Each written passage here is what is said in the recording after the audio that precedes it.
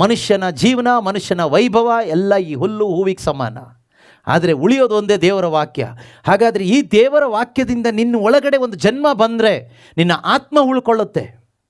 ಯಾಕೆಂದರೆ ದೇವರ ವಾಕ್ಯದಿಂದ ನಿನಗೆ ಸಿಕ್ಕಿದ್ದಂಥ ಹೊಸ ಜನ್ಮ ಇದೆಯಲ್ವಾ, ಇದು ಇಟರ್ನಲ್ ಲೈಫ್. ನೆನ್ಪಿಟ್ಕೊಳ್ಳಿ, the life which you have received through the word of God is eternal life, because the word of God is eternal. ದೇವರ ವಾಕ್ಯದಿಂದ ನಮಗೆ ಸಿಕ್ಕಿದೊಂದು ಜನ್ಮ ಇದೆಯಲ್ಲ, ಆತ್ಮಿಕ ಜನ್ಮ, ಅದು ಮಾತ್ರನೇ ಶಾಶ್ವತ ಜನ್ಮ. ಅದು ನಿತ್ಯಕ್ಕೂ ಉಳಿಯುತ್ತೆ. ಆತ್ಮ ಆ ಜೀವ ನಿತ್ಯಕ್ಕೂ ಉಳಿಯುತ್ತೆ, ಅದು ಸಾವಿಲ್ಲ, ಅಮರ ಜೀವ. ಇವತ್ತು ನಮಗೆ ಅದರಲ್ಲಿ ಆಸಕ್ತಿ ಇದೆಯಾ? ಆ ನಿತ್ಯ ಜೀವ ಬೇಕು ಅಂತ ನಮ್ಮಲ್ಲಿ ಏನಾದರೂ ಒಂದು ತವಕ ಇದೆಯಾ? ಇದು ಸುಮ್ಮನೆ ದಾರಿ ಮೇಲೆ ಹೋಗಿದ ತಕ್ಷಣ ಸಿಗೋದಿಲ್ಲ, ಚರ್ಚಿಗೆ ಹೋಗಿ ಮನೆಗೆ ಬಂದರೆ ಸಿಗೋದಿಲ್ಲ. ಈ ಅಮರ ಜೀವಕ್ಕಾಗಿ ನಾವು ಹುಡುಕಬೇಕು. You should seek for that eternal life. ದೇವರ ವಾಕ್ಯವನ್ನು ಆಲಿಸಲಿಕ್ಕೆ ಎಲ್ಲರಿಗೂ ಕೂಡ ವೆಲ್ಕಮ್. ಇದೊಂದು ಸೌಭಾಗ್ಯ, ಪ್ರಿವಿಲೇಜ್ ನಮಗೆ. ದೇವರ ವಾಕ್ಯಗಳನ್ನು ಆಲಿಸಲಿಕ್ಕೆ ನಮಗೊಂದು ಅವಕಾಶ ಸಿಕ್ಕಿರೋದು ಒಂದು ದೊಡ್ಡ ಸೌಭಾಗ್ಯ. ಎಷ್ಟು ದೊಡ್ಡ ಸೌಭಾಗ್ಯ ಅಂದರೆ, ಸಿಲ್ವೇಪುರ ಊರೆಲ್ಲ ನಿಮ್ಮ ಹೆಸರಿಗೆ ಬರ್ಕೊಟ್ರೆ ನೀವು ಎಷ್ಟು ಖುಷಿ ಪಡ್ತೀರಾ?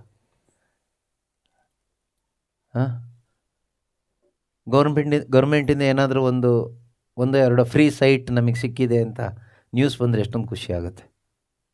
ಖುಷಿ ಆಗುತ್ತಾ? ಖುಷಿ ಆಗುತ್ತೆ ಅಲ್ವಾ? ಸೊ ಅದರಲ್ಲಿ ನಮಗೆ ತುಂಬ ಖುಷಿ ಪಡುತ್ತೆ, ನಮ್ಮ ಮನಸ್ಸು ತುಂಬ ಸಂತೋಷ ಆಗುತ್ತೆ. ಆದರೆ ದೇವರ ವಾಕ್ಯ ಹೇಳುತ್ತೆ, ಕೀರ್ತನೆ 119:72 ವಾಕ್ಯ ಹೇಳುತ್ತೆ, ಸಾವಿರಾರು ಚಿನ್ನ ಬೆಳ್ಳಿ ನಾಣ್ಯಕ್ಕಿಂತಲೂ ಬೆಲೆ ಉಳ್ಳದ್ದು ದೇವರ ವಾಕ್ಯ. ಅಷ್ಟು ಬೆಲೆ ಇದೆ, ಆದರೆ ನಾವು ಅಷ್ಟು ಬೆಲೆ ಕೊಡ್ತಾ ಇದ್ದೀವೋ ಇಲ್ಲೋ ಗೊತ್ತಿಲ್ಲ. ನಾವು ಹಾಡ್ತೀವಿ ಅಷ್ಟೇ, ಚರ್ಚಲ್ಲಿ ಹಾಡ್ಬಿಟ್ಟು ಬಂದುಬಿಡ್ತೀವಿ, ಸಾವಿರಾರು ಚಿನ್ನ ಬೆಳ್ಳಿ ನಾಣ್ಯಕ್ಕಿಂತಲೂ ಮುತ್ತು ರತ್ನಕ್ಕಿಂತಲೂ ನನಗೆ ದೇವರ ವಾಕ್ಯವು ಅತಿ ಪ್ರಿಯವಾಗಿದೆ. ನಿಜವಾಗೂ ಪ್ರಿಯವಾಗಿದ್ದೇ ಆದರೆ ನಮ್ಮ ಮನೆಯಲ್ಲಿರೋ ಚಿನ್ನ ಬೆಳ್ಳಿನೆಲ್ಲ ಎತ್ತಿ ಬಿಸಾಡ್ಬಿಡ್ತೀವಿ, ಅಥವಾ ಅದ್ರ ಬಗ್ಗೆ ತಲೆ ಕೆಡಿಸ್ಕೊಳ್ಳೋದೇ ಇಲ್ಲ. ಆದರೆ ನಾವು ಸುಮ್ಮನೆ ನಾಟಕ ಮಾಡೋದ್ರಿಂದ ನಮಗೆ ಗೊತ್ತು ನಮಗೆ ಯಾವುದಕ್ಕೆ ಬೆಲೆ ಇದೆ ಅಂತ. ಚಿನ್ನ ಬೆಳ್ಳಿಗೇನೆ ಬೆಲೆ ಇರೋದು ಅಂತ. ಆದರೆ ನಿಜವಾಗಲೂ ದೇವರು ಹೇಳ್ತಾ ಇದ್ದಾರೆ, ಇದು ಮನುಷ್ಯನ ಮಾತಲ್ಲ, ದೇವರ ಆತ್ಮನ ಪ್ರೇರಣೆಯಿಂದ ಬರೆಯಲ್ಪಟ್ಟಿದ್ದು, ಅನುಭವಿಸಿ ಬರೆದಿರ್ತಕ್ಕಂಥದ್ದು ಒಬ್ಬ ಮನುಷ್ಯ. ದಾವೀದ ಅರಸ ಅನುಭವಿಸಿ ಬರೆದಿರೋದು, ಅದನ್ನು ಅರ್ಥಕೊಂಡು ಅನುಭವಿಸಿ ಅವನೊಂದು ಕೀರ್ತನೆಯಾಗಿ ಅದನ್ನು ಬರೆದಿರೋದು. ನಿನ್ನ ವಾಕ್ಯ ಓದಿ ನೋಡೋಣ. ಸಾವಿರಾರು ಚಿನ್ನ ಬೆಳ್ಳಿ ನಾಣ್ಯಗಳಿಗಿಂತ ನಿನ್ನ ಬಾಯಿಂದ ಬಂದ ಧರ್ಮಶಾಸ್ತ್ರ, ನಿನ್ನ ವಚನಗಳು ಉಚಿತ. ಎಷ್ಟೋ ಶ್ರೇಷ್ಠವಾದದ್ದು. ಸೊ ಯಾವಾಗ ನನ್ನ ಜೀವನದಲ್ಲಿ, ನಮ್ಮೊಬ್ಬೊಬ್ಬರ ಜೀವನದಲ್ಲಿ ಆ ದೇವರ ವಾಕ್ಯ ಅಂತಕ್ಕಂಥದ್ದು ಬೆಲೆ ಉಳ್ಳದಾಗಿರ್ತದೋ, ನಮ್ಮ ಜೀವನಕ್ಕೊಂದು ನಿಜವಾದ ಬೆಲೆ ಬರುತ್ತೆ. ನಮ್ಮ ಜೀವನಕ್ಕೆ ನಿಜವಾದ ಒಂದು ಬೆಲೆ ಬರೋದು ಯಾವಾಗ ಅಂದರೆ, ದೇವರ ವಾಕ್ಯಕ್ಕೆ ನಾವು ಬೆಲೆ ಕೊಟ್ಟಾಗ. ನಾವು ಈ ಲೋಕದಲ್ಲಿ ನಾವು ಥಿಂಕ್ ಮಾಡಿ ನೋಡೋಣ, ನಾವು ದೇವರ ವಾಕ್ಯಕ್ಕಿಂತ ಹೆಚ್ಚಾಗಿ ಬೇರೆ ಎಲ್ಲದಕ್ಕೂ ಬೆಲೆ ಕೊಡ್ತೀವಿ. ಚಿನ್ನಕ್ಕೆ ಬೆಲೆ ಕೊಡ್ತೀವಿ. ಈಗ ಒಂದು ಮದುವೆ ಮಾಡಿಸೋದಾದರೂ ಕೂಡ ಎಷ್ಟು ಗ್ರಾಮ್ ಕೊಡ್ತಾರೆ, ಏನೆಲ್ಲ ಕೊಡ್ತಾರೆ, ಏನೆಲ್ಲ ತಗೊಳ್ತಾರೆ, ಇದ್ರ ವಿಷಯವಾಗಿ ಮಾತಾಡ್ತೀವಿ.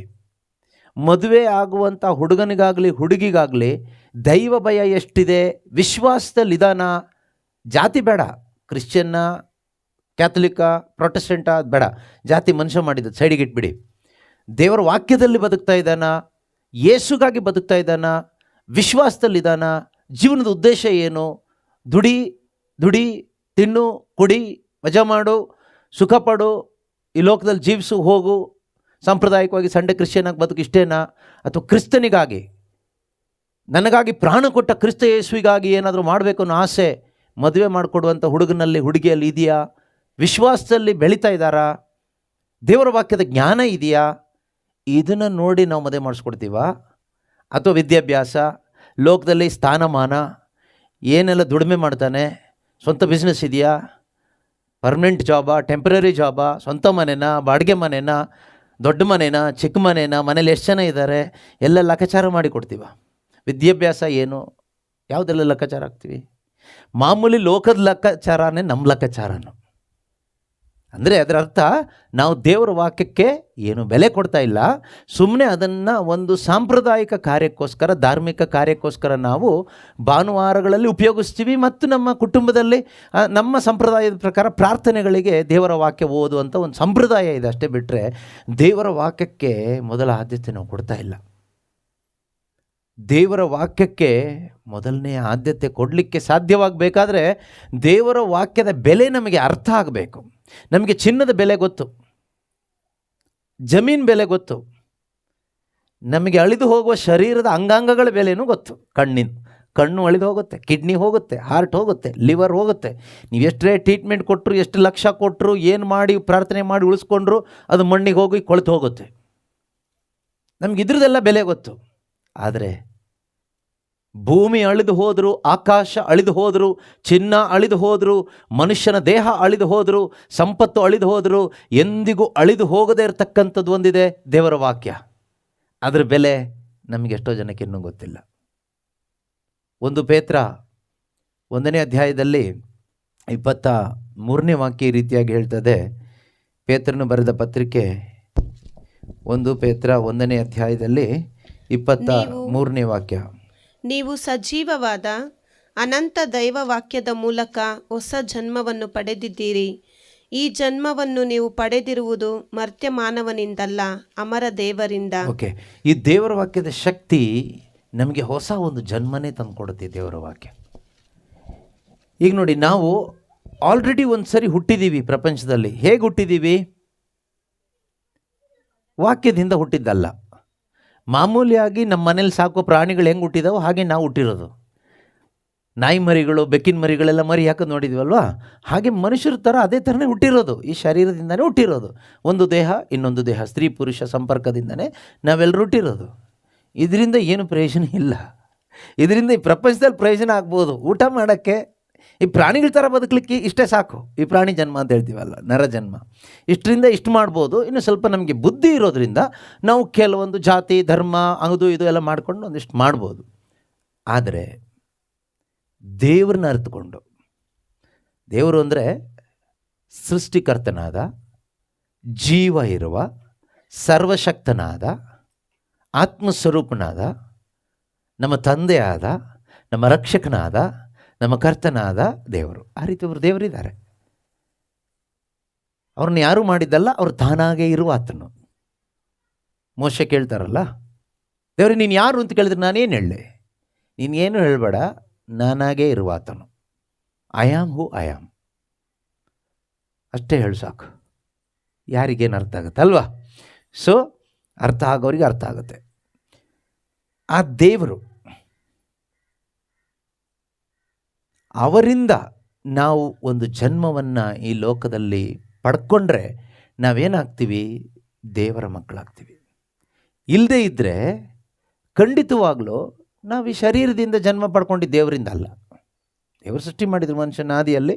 ಮನುಷ್ಯ ಪಾಪ ಮಾಡಿ ಆ ದೈವತ್ವ ಎಲ್ಲ ಕಳ್ಕೊಂಡು ಹೋದ, ಶರೀರದಿಂದ ಹುಟ್ಟಿದ್ದು. ಆದರೆ ಇಲ್ಲಿ ವಾಕ್ಯ ಹೇಳುತ್ತೆ, ನೀವು ಸಜೀವವಾದ ಅನಂತ ದೈವ ವಾಕ್ಯದ ಮೂಲಕ ಹೊಸ ಒಂದು ಜನ್ಮವನ್ನು ಪಡೆದಿದ್ದೀರಿ. ಇದು ಮರ್ತ್ಯ ಮಾನವನಿಂದ ಅಲ್ಲ, ದೇವರಿಂದ ಆದಂಥ ಜನ್ಮ. ಇದು ಯಾರಿಗೆ? ಈ ಜನ್ಮ ಪಡೆದವರು ನಿಜವಾಗಲೂ ಭಾಗ್ಯವಂತರು. ಈ ಜನ್ಮ ಪಡ್ಕೊಂಡವನಿಗೆ ದೇವರ ವಾಕ್ಯಕ್ಕೆ ಆದ್ಯತೆ ಕೊಡಲಿಕ್ಕಾಗತ್ತೆ. ದೇವರ ವಾಕ್ಯದ ಮಹಿಮೆ ಏನು ಅನ್ನೋದು ಅರ್ಥ ಆಗುತ್ತೆ. ದೇವರ ವಾಕ್ಯವನ್ನು ಪ್ರೀತಿ ಮಾಡಲಿಕ್ಕಾಗತ್ತೆ. ಈ ದೇವರ ವಾಕ್ಯವನ್ನು ಅರ್ಥ ಮಾಡ್ಕೊಳ್ಲಿಕ್ಕಾಗತ್ತೆ. ಈ ದೇವರ ವಾಕ್ಯವನ್ನು ಸಾರಲಿಕ್ಕಾಗತ್ತೆ. ಈ ದೇವರ ವಾಕ್ಯಕ್ಕೋಸ್ಕರ ಬದುಕಲಿಕ್ಕಾಗತ್ತೆ. ಈ ದೇವರ ವಾಕ್ಯದ ಪ್ರಕಾರನೂ ಬದುಕಲಿಕ್ಕಾಗತ್ತೆ. ಅಂದರೆ ಈ ಜನ್ಮನೇ ಪಡ್ಕೊಳ್ಳಿಲ್ಲ ಅಂದರೆ ಈ ವಾಕ್ಯ ಕೇವಲ ಸಾಂಪ್ರದಾಯಿಕ ಕಾರ್ಯಗಳಿಗೆ ಮಾತ್ರ, ಧಾರ್ಮಿಕ ಕಾರ್ಯಗಳಿಗೆ ಮಾತ್ರ ಉಪಯೋಗ ಆಗುತ್ತೆ. ಕೇಳಿಸ್ಕೊಳ್ಳಿಕ್ಕೆ ಮಾತ್ರ ಚೆನ್ನಾಗಿರುತ್ತೆ ಅಷ್ಟೇ. ಬಿಟ್ಟರೆ ನಮ್ಮ ಅನುದಿನದ ಜೀವನಕ್ಕೆ ನಾವೇನು ಮಾಡ್ತೀವೋ, ದುಡಿತೀವೋ ಅಷ್ಟೇ. ಆದರೆ ಯೇಸು ಸ್ವಾಮಿ ಒಂದು ಕಡೆ ಹೇಳ್ತಾರೆ, ಏನಂತ ಹೇಳ್ತಾರೆ? ಮಾನವನು ಜೀವಿಸುವುದು ರೊಟ್ಟಿಯಿಂದ ಅಲ್ಲ, ದೇವರ ಬಾಯಿಯಿಂದ ಹೊರಟು ಬರುವ ಪ್ರತಿಯೊಂದು ಮಾತಿನಿಂದ. ಮಾನವನು ಜೀವಿಸುವುದು ರೊಟ್ಟಿಯಿಂದ ಅಲ್ಲ, ದುಡ್ಡಿಂದ ಅಲ್ಲ, ದುಡಿಮೆಯಿಂದ ಅಲ್ಲ, ವಿದ್ಯಾಭ್ಯಾಸದಿಂದ ಅಲ್ಲ, ಆಸ್ತಿಪಾಸ್ತಿಯಿಂದ ಅಲ್ಲ. ಇದರಿಂದ ನಿನ್ನ ನಿಜವಾದ ಜೀವನ ಆಗಲ್ಲ. ಪ್ರಾಣಿಗಳ ಥರ ಬದುಕಲಿಕ್ಕೆ ಇಷ್ಟೇ ಸಾಕು. ಆದರೆ ನೀನು ದೇವರ ಮಗನಾಗಿ ಬದುಕಬೇಕಾದ್ರೆ, ನೀನೊಬ್ಬ ವಿಶ್ವಾಸಿಯಾಗಿ ಬದುಕಬೇಕಾದ್ರೆ, ನೀನು ನಿನ್ನ ನಿಜವಾದ ಜೀವನವನ್ನು ನೀನು ಜೀವಿಸಬೇಕಾದ್ರೆ, ಆತ್ಮೀಕವಾಗಿ ದೇವರ ಸಂಬಂಧದಲ್ಲಿ ನೀನು ಬದುಕಲಿಕ್ಕೆ ಸಾಧ್ಯ ಆಗಬೇಕಾದ್ರೆ, ದೇವರ ಬಾಯಿಂದ ಹೊರಟು ಬರುವ ಪ್ರತಿಯೊಂದು ಮಾತು ಬೇಕು. ಮಾಮೂಲಿಯಾಗಿ ಬದುಕಲಿಕ್ಕೆ ಅದೇನು ಬೇಕಾಗಿಲ್ಲ. ದುಡ್ಡು ಕಾಸು ಇದ್ದರೆ ಸಾಕು. ಒಂದು ಮನುಷ್ಯ ಜನ್ಮ ಒಂದಿದ್ರೆ ಸಾಕು. ಈ ದೇಹದಲ್ಲಿ ಒಂದು ಸ್ವಲ್ಪ ಉಸಿರಿದ್ದರೆ, ಜೀವ ಇದ್ದರೆ, ಬುದ್ಧಿವಂತಿಕೆ ಇದ್ದರೆ ದುಡಿಬೋದು, ತಿನ್ಬೋದು, ಮಜಾ ಮಾಡ್ಬೋದು, ಬದುಕ್ಬೋದು, ಸಂಡೇ ಕ್ರಿಶ್ಚಿಯನ್ ಆಗಿ ಬದುಕ್ಬೋದು, ಬೇರೆ ಬೇರೆ ರೀತಿಯಲ್ಲಿ ಬದುಕ್ಬೋದು, ವೆರೈಟಿಯಾಗಿ ಬದುಕ್ಬೋದು. ಆದರೆ ದೇವರಿಗೆ ಸಾಕ್ಷಿಯಾಗಿ, ದೇವರ ಮಕ್ಕಳಾಗಿ, ದೇವರ ಮಹಿಮೆಗಾಗಿ, ಯೇಸು ಕ್ರಿಸ್ತನಿಗಾಗಿ, ಶುಭ ಸಂದೇಶಕ್ಕಾಗಿ ಒಬ್ಬ ಕ್ರೈಸ್ತನಿಗೆ ಬದುಕಲಿಕ್ಕೆ ಆಗಬೇಕಾದ್ರೆ ದೇವರ ವಾಕ್ಯ ಬೇಕು. ದೇವರ ವಾಕ್ಯದಿಂದ ಹುಟ್ಟಬೇಕು. ದೇವರ ವಾಕ್ಯದಿಂದ ಹುಟ್ಟಿದ ಒಂದು ಆತ್ಮೀಕವಾದ ಜನ್ಮ ಇದ್ದರೆ ಮಾತ್ರ ಆತ್ಮೀಕವಾದ ಜೀವನವನ್ನು ಜೀವಿಸಲಿಕ್ಕಾಗುತ್ತೆ. ಈ ಭೌತಿಕ ಜೀವನ ಜೀವಿಸಲಿಕ್ಕೆ ಭೌತಿಕವಾದ ಒಂದು ಜನ್ಮ ಬೇಕು. ಆತ್ಮೀಕವಾದ ಜೀವನ ಜೀವಿಸಬೇಕಾದ್ರೆ ಆತ್ಮಿಕವಾದ ಒಂದು ಜನ್ಮ ಬೇಕು. ಧಾರ್ಮಿಕ ಜೀವನ ಅಂತ ಹೇಳ್ತೀವಲ್ಲ, ಧರ್ಮ ಆಚರಿಸೋದು, ಒಂದೊಂದು ಜಾತಿ ಧರ್ಮ, ಅದನ್ನು ಬದುಕಲಿಕ್ಕೆ ನಮಗೆ ಆತ್ಮಿಕ ಜನ್ಮ ಬೇಕಾಗಿಲ್ಲ, ಮನುಷ್ಯನಾಗಿ ಹುಟ್ಟಿದರೆ ಸಾಕು. ಆದರೆ ಆತ್ಮಿಕ ಜೀವನ ಅಂತಕ್ಕಂಥದ್ದು ದೇವರ ಸಂಬಂಧದಲ್ಲಿ ಜೀವಿಸುವ ಜೀವನ, ದೇವರ ಅನ್ಯೋನ್ಯತೆಯಲ್ಲಿ, ಕ್ರಿಸ್ತ ಯೇಸುವಿನ ಅನ್ಯೋನ್ಯತೆಯಲ್ಲಿ ದೇವರ ಮಹಿಮೆಗಾಗಿ ಜೀವಿಸುವಂಥ ಒಂದು ಜೀವನ. ಆ ಜೀವನವನ್ನು ನಮಗೆ ಜೀವಿಸಲಿಕ್ಕೆ ಸಾಧ್ಯವಾಗಬೇಕಾದ್ರೆ ನಮಗೆ ದೇವರ ವಾಕ್ಯ ಬೇಕು. ಅದನ್ನೇ ಯೇಸು ಸ್ವಾಮಿ ಹೇಳಿದ್ದು. ಮತ್ತಾಯನ ಶುಭ ಸಂದೇಶ 4ನೇ ಅಧ್ಯಾಯ 4ನೇ ವಾಕ್ಯದಲ್ಲಿ ಯೇಸು ಸ್ವಾಮಿ ಹೇಳ್ತಾರೆ, ಪವಿತ್ರ ಗ್ರಂಥದಲ್ಲಿ ಹೇಳಿರುವ ಪ್ರಕಾರ ಮಾನವನು ಜೀವಿಸುವುದು ಆಹಾರದಿಂದ ಮಾತ್ರ ಅಲ್ಲ, ದೇವರಾಡುವ ಪ್ರತಿಯೊಂದು ನುಡಿಯಿಂದ. ಹಾಗಾದರೆ ನಮ್ಮ ಹೃದಯದಲ್ಲಿ ಎಷ್ಟು ನುಡಿಗಳಿದೆ? ದೇವರ ಬಾಯಿಂದ ಹೊರಟು ಬರುವ ಪ್ರತಿಯೊಂದು ನುಡಿ ನಮ್ಮ ಜೀವನಕ್ಕೆ ಅಗತ್ಯವಾಗಿ ಬೇಕು. ನಮ್ಮ ಜೀವನ ಅದು ಜೀವನ ಅನ್ನಿಸ್ಕೋಬೇಕಾದ್ರೆ ಅದಕ್ಕೆ ಜೀವ ಕೊಡುವ ವಾಕ್ಯ ಬೇಕು. ಕೆಲವರು ಹೇಳ್ತಾರಲ್ಲ, ಜೀವನ ಯಾಕೋ ನರಕ ಆಗಿಬಿಟ್ಟಿದೆ, ಜೀವನ ಯಾಕೋ ಸತ್ತೋಗ್ಬೇಕು ಅನ್ನಿಸ್ತಾ ಇದೆ, ಜೀವನ ಯಾಕೆ ಅಂತ ಅನ್ನಿಸ್ತಾ ಇದೆ, ಜೀವನ ಯಾಕೆ ಅಂತಲೇ ಗೊತ್ತಿಲ್ಲ. ಈ ರೀತಿಯೆಲ್ಲ ಪ್ರಶ್ನೆಗಳು ನಮ್ಮ ಮನಸ್ಸಲ್ಲಿ ಬರುತ್ತೆ. ಯಾಕೆ ಅಂದರೆ ನಮಗೊಂದು ಆತ್ಮಿಕ ಜನ್ಮ ಸರಿಯಾಗಿ ಸಿಕ್ಕಿಲ್ಲ ಮತ್ತು ನಮ್ಮ ಜೀವನದಲ್ಲಿ ದೇವರ ವಾಕ್ಯ ಇಲ್ಲ. ದೇವರ ವಾಕ್ಯಕ್ಕೆ ಆದ್ಯತೆ ಇಲ್ಲ. ಆದ್ಯತೆ ಅಂದರೆ ಸುಮ್ಮನೆ ಸಾಂಪ್ರದಾಯಿಕವಾಗಿ ಅಲ್ಲ, ಚಿನ್ನ ಬೆಳ್ಳಿ ನಾಣ್ಯಕ್ಕಿಂತಲೂ, ಸಾವಿರಾರು ಚಿನ್ನ ಬೆಳ್ಳಿ ನಾಣ್ಯಕ್ಕಿಂತಲೂ ಬೆಲೆ ಕೊಡ್ತೀವ ಇವತ್ತು. ಈಗ ನಮ್ಮ ಮನೆಯಲ್ಲಿ ಯಾರಾದರೂ ಇರುವಂಥ ಬೈಬಲ್ ಎತ್ಕೊಂಡು ಹೋದರೆ ನಾವು ಪೊಲೀಸ್ ಸ್ಟೇಷನಿಗೆ ಕಂಪ್ಲೇಂಟ್ ಕೊಡ್ತೀವಾ? ಕಂಪ್ಲೇಂಟ್ ಕೊಡಲ್ಲ ಅಲ್ವಾ? ನಾವು ಡೈಲಿ ಓದೋ ಬೈಬಲ್ನ ಯಾರೋ ಎತ್ಕೊಂಡು ಹೋಗ್ಬಿಟ್ರು, ತಲೆ ಜಾಸ್ತಿ ಕೆಡಿಸ್ಕೊಳ್ಳೋದಿಲ್ಲ. ಅದೇ ನಮ್ಮ ಮನೆಯಲ್ಲಿ ಒಂದು ಚಿಕ್ಕದು ಮೂಗ್ಬೊಟ್ಟು, ಚಿಕ್ಕ ಮೂಗ್ಬೊಟ್ಟು ಅಥವಾ ಏನಾದರೂ ಒಂದು ಚಿಕ್ಕ ಉಂಗುರ ಎಲ್ಲಾದರೂ ಕಳೆದೋದ್ರೆ, ಅದು ಟಾಯ್ಲೆಟ್ ಒಳಗಡೆ ಬಿದ್ದೋದ್ರು ನಾವೇನು ಮಾಡ್ತೀವಿ? ಅಲ್ಲಿ ಏನಿದೆ ನೋಡೋದಿಲ್ಲ, ಕೈ ಹಾಕಿ ಮುಖದ ಮೇಲೆ ಏನಾದ್ರು ಹಾರಿದ್ರೂ ಪರವಾಗಿಲ್ಲ ಅಂತ ಹೇಳಿಬಿಟ್ಟು ಹೇಗೋ ಮಲ್ಕೊಂಡೋ ಕುತ್ಕೊಂಡೋ ಅದನ್ನು ಕೋಲ್ ಹಾಕಿನೋ ಕೈ ಹಾಕಿನೋ ಬೆರಳು ಹಾಕಿನೋ ಎತ್ತಿಬಿಡ್ತೀವಿ. ಆದರೆ ಬೈಬಲ್ಗೆ ಏನಾದರೂ ಆದರೆ, ಬೈಬಲ್ ಎಲ್ಲಾದರೂ ಹೊತ್ಕೊಂಡು ಹೋದರೆ 250-350 ಕೊಟ್ಟರೆ ಇನ್ನೊಂದು ಸಿಗುತ್ತೆ ಬಿಡು ಅಂತ ಹೇಳಿಬಿಟ್ಟು ಸುಮ್ಮನೆ ಆಗಿಬಿಡ್ತೀವಿ. ಯಾವುದಕ್ಕೆ ಹೆಚ್ಚು ಬೆಲೆ ಕೊಡ್ತೀವಿ ನಾವು ಅವಾಗ ಅಲ್ವಾ? ಸೊ ನಾವು ಬೆಲೆ ಕೊಡ್ತಾ ಇರೋದು ಈ ಲೋಕಕ್ಕೇನೆ, ಈ ಲೋಕದ ಚಿನ್ನ ಬೆಳ್ಳಿ ಆಸ್ತಿ ಪಾಸ್ತಿ ಇದಕ್ಕೇನೆ ಬೆಲೆ ಕೊಡ್ತಾ ಇರೋದು. ಇದಕ್ಕೆ ಈ ಲೋಕದ ಜನನೂ ಅದಕ್ಕೆ ಬೆಲೆ ಕೊಡೋದು. ದೇವ ಜನರಾದ ನಾವು ಅದಕ್ಕೆ ಬೆಲೆ ಕೊಟ್ಟರೆ ಅವರಿಗೂ ನಮಗೂ ಏನು ವ್ಯತ್ಯಾಸ ಬಂತು? ಯಾವ ವ್ಯತ್ಯಾಸನೂ ಇಲ್ಲ, ವ್ಯತ್ಯಾಸ ಏನೂ ಇಲ್ಲ. ಅದರಿಂದ ಪ್ರೀತಿಯ ಸಹೋದರ ಸಹೋದರಿಯರೇ, ನಮ್ಮನ್ನು ಲೋಕದಿಂದ ಬೇರ್ಪಡಿಸುವಂಥದ್ದೇ ದೇವರ ವಾಕ್ಯ ಅಥವಾ ಆತ್ಮೀಕವಾದ ಜನ್ಮ. ಸ್ಪಿರಿಚುವಲ್ ಬರ್ತ್ ಅನ್ನೋದೇನು ಮಾಡುತ್ತೆ ಗೊತ್ತಾ? ನಮ್ಮನ್ನು ಲೋಕದಿಂದ ಬೇರ್ಪಡಿಸುತ್ತೆ, ಲೋಕದ ಜನರಿಂದ ನಮ್ಮನ್ನು ಪ್ರತ್ಯೇಕಿಸ್ತದೆ. ದೇವರು ಪ್ರಾರಂಭದಿಂದನೇ ಈ ಒಂದು ಪ್ರತ್ಯೇಕವಾದಂತಹ ಜೀವನವನ್ನು ನೋಡಲಿಕ್ಕೆ ಬಯಸಿದರು. ಎಲ್ಲಿ? ಏದೇನು ತೋಟದಿಂದನೇ ದೇವರು ತಾವು ಸೃಷ್ಟಿ ಮಾಡಿದಂಥ ತಮ್ಮ ಹೋಲಿಕೆಯಲ್ಲಿ ಸೃಷ್ಟಿಯಾದ ಮನುಷ್ಯ ಒಂದು ಪ್ರತ್ಯೇಕಿಸಲ್ಪಟ್ಟವನಾಗಿ ಬದುಕಬೇಕು ಅಂತಲೇ ಪ್ಲ್ಯಾನ್ ಮಾಡಿ ದೇವ್ರ ಮೈಂಡಲ್ಲಿ ಅದೇ ಇತ್ತು. ಅದಕ್ಕೆ ದೇವರು ಹೇಳಿದ್ದು, ಏದೇನು ತೋಟ ಈ ಏದೇನು ತೋಟದಲ್ಲಿ 2 ರೀತಿಯ ವಿಶೇಷವಾದ ಹಣ್ಣುಗಳಿದೆ. ಒಂದು ನಿತ್ಯ ಜೀವದ ಹಣ್ಣು ಕೊಡುವ ಮರ, ಇನ್ನೊಂದು ಒಳಿತು ಕಡುಕಿನ ಅಥವಾ ಮರಣದ ಹಣ್ಣನ್ನು ಕೊಡುವಂಥ ಮರ. ನೀನು ಪ್ರತ್ಯೇಕಿಸಲ್ಪಟ್ಟವನು, ನಿನ್ನನ್ನು ನಾನು ವಿಶೇಷವಾಗಿ ಸೃಷ್ಟಿಸಿದ್ದೇನೆ, ನನ್ನ ಯೋಜನೆ ಪ್ರಕಾರ ನಾನು ಸೃಷ್ಟಿ ಮಾಡಿದ್ದೇನೆ, ನನ್ನ ಯೋಜನೆ ಪ್ರಕಾರ ಬದುಕಲಿಕ್ಕಾಗಿ ನಾನು ನಿನ್ನನ್ನು ಸೃಷ್ಟಿ ಮಾಡಿದವನು. ಆದ್ದರಿಂದ ಈ ಮರದ ಹಣ್ಣು ತಿನ್ನಬಾರ್ದು. C the separation. ನೀನು ಈ ಒಳಿತು ಕೆಡುಕಿನ ಅರಿವನ್ನು ಕೊಡುವ ಅಥವಾ ಮರಣವನ್ನು ಉಂಟು ಮಾಡುವ ಮರದ ಹಣ್ಣನ್ನು ತಿನ್ನಬಾರ್ದು. ತಿಂದರೆ ಸಾಯ್ತೀಯಾ, ಬೇರೆಯವ್ರು ತಿನ್ಕೊಳ್ಳಿ, ನೀನು ತಿನ್ನಬಾರ್ದು. ಇನ್ನು ತೋಟದಲ್ಲಿರೋ ಬೇರೆ ಎಲ್ಲ ಹಣ್ಣನ್ನು ಎಷ್ಟು ಬೇಕಾದರೂ ತಿನ್ಬೋದು. ಪ್ರಾರಂಭದಿಂದನೇ ದೇವರು ಮನುಷ್ಯನನ್ನು ಲೋಕದಿಂದ, ಮರಣದಿಂದ, ಲೋಕದ ಜ್ಞಾನದಿಂದ, ಲೋಕದ ಇಷ್ಟದಿಂದ ಪ್ರತ್ಯೇಕಿಸಿದರು. ಆದರೆ ಪಿಶಾಚಿ ಬಿಟ್ಟಿಲ್ಲ. ಸೈತಾನ ಏನು ಮಾಡ್ದ? ಸೈತಾನ ಮನುಷ್ಯನ ಒಳಗಡೆ ಲೋಕದ ಆಸೆಗಳನ್ನು, ಲೋಕದ ಆಕಾಂಕ್ಷೆಗಳನ್ನು, ಲೋಕದ ಬಯಕೆಯನ್ನು ಒಂದು ಪ್ರೇರಣೆಯಾಗಿ ಹೊರಗಡೆಯಿಂದ ಕೊಟ್ಟ. ಒಳಗಡೆಯಿಂದ ಬರಲಿಕ್ಕಿಲ್ಲ. ಒಳಗಡೆಯಿಂದ ಬರಲಿಕ್ಕೆ ಒಳಗಡೆ ದೇವರ ಆತ್ಮ ಇದ್ದಿದ್ದರಿಂದ ಒಳಗಡೆಯಿಂದ ಬರಲಿಕ್ಕಾಗಿಲ್ಲ. ಮತ್ತು ಶರೀರದಲ್ಲೂ ಕೂಡ ಪಾಪ ಇರಲಿಲ್ಲ.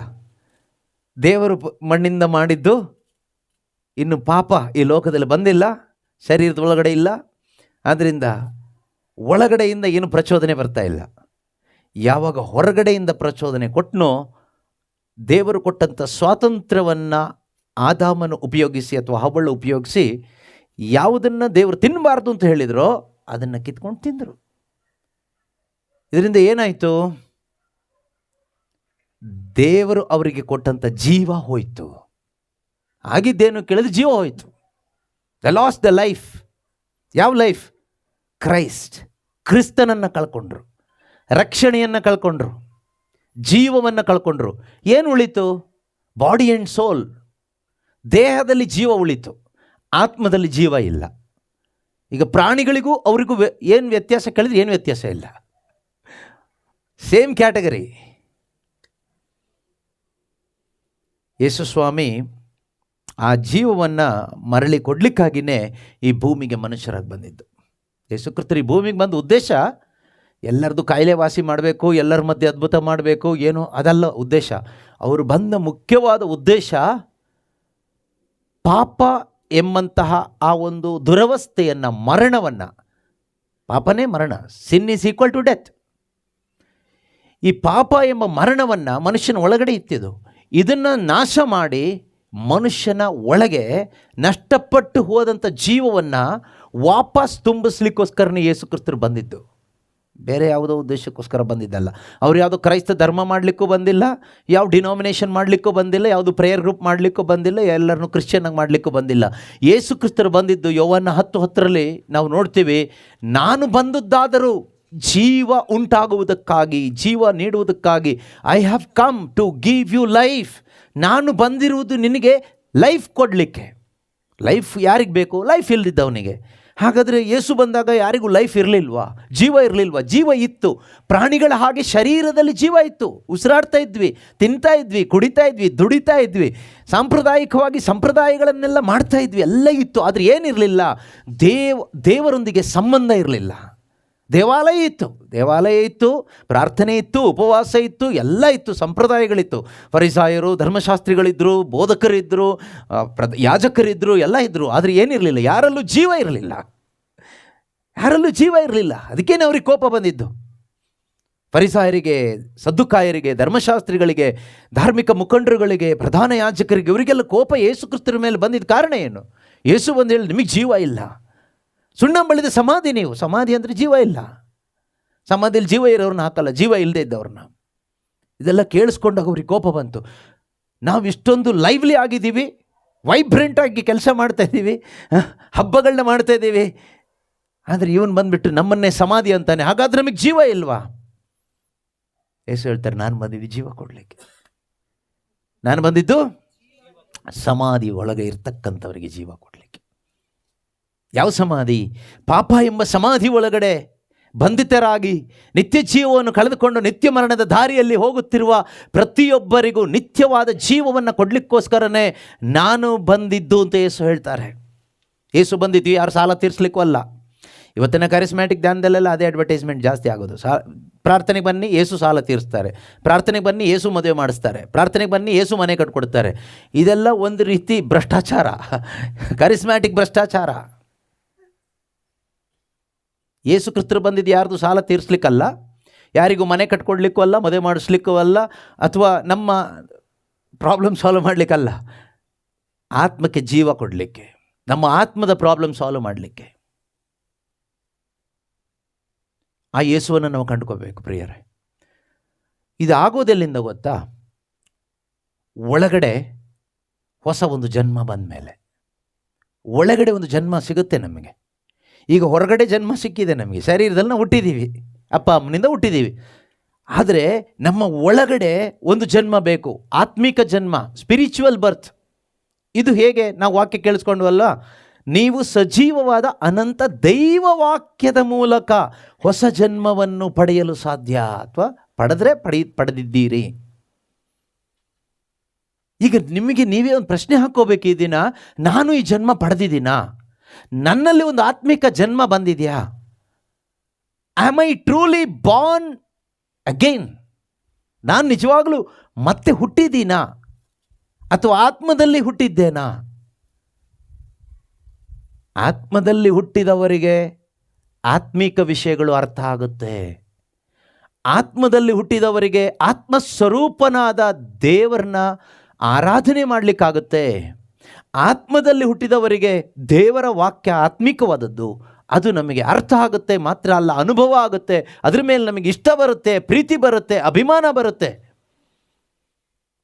ಆದರೆ ಆತ್ಮಿಕವಾಗಿ ಹುಟ್ಟದೇ ಇದ್ದವರಿಗೆ ದೇವರ ವಾಕ್ಯದಲ್ಲಿ ಆಸಕ್ತಿ ಬರಲ್ಲ, ಯಾಕಂದ್ರೆ ಜೀವ ಇಲ್ಲಲ್ಲ. ಆತ್ಮಿಕವಾಗಿ ಹುಟ್ಟದೇ ಇದ್ದವರಿಗೆ ಧಾರ್ಮಿಕ ಕಾರ್ಯಗಳಲ್ಲಿ ಆಸಕ್ತಿ ಇರುತ್ತೆ, ಪ್ರಾಪಂಚಿಕ ಕಾರ್ಯಗಳಲ್ಲಿ ಆಸಕ್ತಿ ಇರುತ್ತೆ, ಆದರೆ ಸ್ವರ್ಗೀಯ ವಿಷಯಗಳಲ್ಲಿ ಆಸಕ್ತಿ ಬರಲ್ಲ. ಯೇಸು ಕ್ರಿಸ್ತನಿಗೆ ಸಂಬಂಧಪಟ್ಟ ವಿಷಯಗಳಲ್ಲಿ ಆಸಕ್ತಿ ಬರೋದಿಲ್ಲ. ಕ್ರೈಸ್ತರಾದ ನಮ್ಮಲ್ಲಿ ಇವತ್ತು ಈ ಆಸಕ್ತಿ ಇದೆಯಾ? ನಾವು ಕ್ರೈಸ್ತರು, ನಾವು ಹುಟ್ಟು ಕ್ರೈಸ್ತರು ಅಂತೆಲ್ಲ ಹೇಳ್ಕೊಳ್ತೀವಿ. ಕ್ರಿಸ್ತನಿಗಾಗಿ ನಾವೇನು ಮಾಡ್ತಿದ್ದೀವಿ? ಬೈಬಲ್ ಭಾಳ ಕ್ಲಿಯರಾಗಿ ಹೇಳುತ್ತೆ, ದೇವರ ವಾಕ್ಯ ಹೇಳುತ್ತೆ. ಏನು ಅಂತ 2 ಕೊರಿಂಥ 5:15 ನಾವು ವಾಕ್ಯ ಓದ್ತೀವಿ. 2 ಕೊರಿಂಥ 5:15 ನಾವು ಓದ್ತೀವಿ, ಸರ್ವರಿಗಾಗಿ ಯೇಸು ಪ್ರಾಣತ್ಯಾಗ ಮಾಡಿದರು. ಸರ್ವರಿಗಾಗಿ ಅಂದರೆ ನನಗಾಗಿ, ನಿಮಗಾಗಿ. ವೈಯಕ್ತಿಕವಾಗಿ ತೆಗೆದುಕೊಳ್ಳೋಣ. ಸರ್ವರಿಗಾಗಿ ಅಂದರೆ ಊರವರಿಗಾಗಿ ಅಂತ ಬೇಡ, ನನಗಾಗಿ ಅಂತ ತಗೊಳ್ಳೋಣ.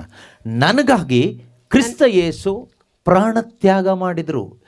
ಏನೋ ಒಂದು ಸಣ್ಣ ಪುಟ್ಟ ತ್ಯಾಗ ಅಲ್ಲ ಮಾಡಿದ್ದು. ನಾವು ದೊಡ್ಡ ದೊಡ್ಡ ಬಿಲ್ಡಪ್ ಕೊಡ್ತೀವಿ. ಕುಟುಂಬದಲ್ಲಿರೋರು ಗಂಡಂದ್ರೆ ಇರ್ಬೋದು, ಹೆಂಡತಿ ಇರ್ಬೋದು, ಮಕ್ಕಳಿರ್ಬೋದು, ಅಪ್ಪ ಅಮ್ಮ ಇರ್ಬೋದು. ನಾವು ನಿನಗೋಸ್ಕರ ಎಷ್ಟು ತ್ಯಾಗ ಮಾಡಿದ್ದೀವಿ ಗೊತ್ತಾ? ಇನ್ನೂ ಸತ್ತಿಲ್ವಲ್ಲ, ಬದುಕಿದ್ದೀರಲ್ಲ. ನಾವು ನಿಮಗೋಸ್ಕರ ಏನೆಲ್ಲ ತ್ಯಾಗ ಮಾಡಿದ್ದೀವಿ ಗೊತ್ತಾ? ಏನೆಲ್ಲ ತ್ಯಾಗ ಮಾಡಿಬಿಟ್ರಿ? ಎಷ್ಟು ತ್ಯಾಗ ಮಾಡಿದ್ರು ದೇವರು ನನಗೋಸ್ಕರ, ಪಾಪಿಯಾದ ನನಗೋಸ್ಕರ ತ್ಯಾಗ ಮಾಡಿದಷ್ಟು ಮಾಡಲಿಕ್ಕೆ ಯಾರಿಗೂ ಆಗಲ್ಲ. ದೇವರು, ಯೇಸು ಸ್ವಾಮಿ ದೇವರಾಗಿದ್ದಾರೆ. ಅವರು ತಮ್ಮ ದೈವತ್ವವನ್ನೇ ತ್ಯಾಗ ಮಾಡಿದ್ರು. ಹಿ ಎಂಪ್ಟಿಡ್ ಹಿಮ್ಸೆಲ್ಫ್, ತನ್ನನ್ನೇ ಬರಿದು ಮಾಡಿಕೊಂಡ್ರು. ದೇವರಿಗೆ ಸರಿಸಮನಾದ ಆ ಸಿರಿ ಪದವಿಯನ್ನು ಆತ ಹಿಡಿದಿಟ್ಟುಕೊಳ್ಳಲಿಲ್ಲ, ಬಿಡಲೊಲ್ಲೆನೆನ್ನುತ್ತಾ. ನಾನು ದೇವರು, ನಾನು ಹೇಗೆ ಮನುಷ್ಯನಾಗಿ ಕೆಳಗೆ ಹೋಗೋದು, ಅಂಥ ಚೀಪ್ ಇದಕ್ಕೆ ನಾನು ಹೋಗೋಕ್ಕಾಗೋದಿಲ್ಲ. ನಾವೆಲ್ಲರೂ ಮೇಲೆ ಹೋಗ್ಲಿಕ್ಕೆ ಇಷ್ಟಪಡೋರಲ್ವಾ? ನಾವು ಗುಡಿಸಲು ಮನೆ ಇದ್ದರೆ ಮೋಲ್ಡ್ ಮನೆ ಇದ್ದರೆ ಇನ್ನೊಂದು ಅದ್ರ ಮೇಲೆ ಒಂದು ಮೋಲ್ಡ್ ಮೇಲೆ ಮೋಲ್ಡ್ ಹಾಕ್ಕೊಂಡು ಲಾಸ್ಟಿಗೆ ಸಮಾಧಿಲಿ ಮಣ್ಣು ಹೋಗೋರು. ನಮ್ಗೆ ಅದು ಗೊತ್ತಿದ್ರು ಕೂಡ ನಾವು ನಮ್ಮ ಹುಚ್ಚತನ ಬಿಡೋದಿಲ್ಲ. ಯಾಕಂದರೆ ಪ್ರಪಂಚದ ಈ ಹಣ್ಣು ತಿಂದುಬಿಟ್ಟಿದ್ದೀವಿ ನಾವು. ಏದೇನು ತೋಟದಲ್ಲಿ ಅವ್ನು ತಿಂದಿರೋ ಹಣ್ಣಿನ ಪ್ರಭಾವ ಇನ್ನೂ ನಮ್ಮೊಳಗಡೆ ಓಡಾಡ್ತಾ ಇದೆ. ಅದ್ರ ಪರಿಣಾಮವಾಗಿ ನಮಗೆ ಲೋಕದ ಮೇಲೆ ಅಷ್ಟು ಪ್ರೀತಿ ಅಟ್ಯಾಚ್ ಆಗಿಬಿಟ್ಟು ತಪ್ಕೊಬಿಟ್ಟಿದ್ದೀವಿ ನಾವು. Fell in love with the world. ಲೋಕದ ಮೇಲೆ ಅಷ್ಟೊಂದು ಪ್ರೀತಿಯಿಂದ ನಾವು ಒಂದಾಗ್ಬಿಟ್ಟಿದ್ದೀವಿ. ಅದ್ರ ವಾಕ್ಯ ಏನು ಹೇಳುತ್ತೆ? ಓದಿ. ಸರ್ವರಿಗಾಗಿ ಯೇಸು ಪ್ರಾಣತ್ಯಾಗ ಮಾಡಿದರು. ಯೇಸು ತ್ಯಾಗ ಮಾಡಿದ್ದೇನು? ಆ ಸ್ವರ್ಗವನ್ನು ಬಿಟ್ಟು ಈ ಭೂಮಿಗೆ ಮನುಷ್ಯನಾಗಿ ಬಂದು ತನ್ನ ಮನುಷ್ಯನಾಗಿ ಪ್ರಾಣತ್ಯಾಗ ಮಾಡಿದ್ದು. ಅಂದರೆ ಅಷ್ಟು ಯಾತನೆ ಅನುಭವಿಸಿ ಪ್ರಾಣತ್ಯಾಗ ಮಾಡಿದರು. ಅವರು ದೇವರಾಗಿ ಪ್ರಾಣತ್ಯಾಗ ಮಾಡಲಿಲ್ಲ. ನೆನ್ಪಿಟ್ಕೊಳ್ಳಿ, ಯೇಸು ಕ್ರಿಸ್ತರು ಈ ಭೂಮಿಗೆ ಅವರು ದೇವರು, ಅವರೊಬ್ಬರೇ ದೇವರು, ಸರ್ವಶಕ್ತ ದೇವರು, ಸೃಷ್ಟಿಕರ್ತ ದೇವರು, ರಕ್ಷಕ ದೇವರು ಒಬ್ಬರೇ. ಓಕೆ, ಆ ದೇವರು ಈ ಭೂಮಿಗೆ ಬಂದಿದ್ದು ದೇವರಾಗಿ ಅಲ್ಲ. ಯಾಕೆಂದರೆ ದೇವರಿಗೆ ಸಾವಿಲ್ಲ, ದೇವರಿಗೆ ಶೋಧನೆ ಬರಲ್ಲ. ದೇವರು ಶೋಧನೆಗೆ ಒಳಗಾಗೋದು ಇಲ್ಲ, ಒಳಪಡಿಸೋದು ಇಲ್ಲ. ಆದರೆ ಯೇಸು ಶೋಧನೆಗೆ ಒಳಗಾದರು, ಪಾಪ ಮಾತ್ರ ಮಾಡಿಲ್ಲ. ಯೇಸು ಯಾತನೆ ಅನುಭವಿಸಿದರು, ದೇವರಿಗೆ ಯಾವುದು ಯಾತನೆ ಇಲ್ಲ. ಯೇಸು ಕಣ್ಣೀರಿಟ್ಟರು, ದೇವರು ಕಣ್ಣೀರಿಡಲ್ಲ. ದೇವರ ಆತ್ಮನಿಗೆ ದುಃಖ ಆಗುತ್ತೆ, ಆದರೆ ಯೇಸುವಿಗೆ ಹಸಿವಾಯಿತು, ಬಾಯಾರಿಕೆ ಆಯಿತು. ಅಂದರೆ ಯೇಸು ನಮ್ಮಂತೆಯೇ ಮನುಷ್ಯನಾಗಿ ಜೀವಿಸಿದರು 33 ವರ್ಷ. ಯಾರಿಗೆ ಗೊತ್ತಾ? ಈ ಮನುಷ್ಯನಿಗಾಗಿ. ಈ ಮನುಷ್ಯನನ್ನು ಉದ್ಧಾರ ಮಾಡಲಿಕ್ಕೆ ಅವರು ಮನುಷ್ಯನಾದರು. ಅಂದರೆ ಆ ಮಟ್ಟದಿಂದ ಈ ಕೀಳು ಮಟ್ಟಕ್ಕೆ ಅವ್ರು ಹೇಳಿದ್ರು. ಈ ಮನುಷ್ಯನ ಮಟ್ಟ ಏನು ಒಳ್ಳೆ ಮಟ್ಟದಲ್ಲಿ ಇರಲಿಲ್ಲ, ನಾವು ಯಾರು ಪಾಪಿಗಳಾಗಿದ್ವಿ. ಈ ಪಾಪಿಗಳ ಲೆವೆಲ್ಗೆ ಯೇಸು ಕ್ರಿಸ್ತರು ದೇವರು ಇಳಿದ್ರು.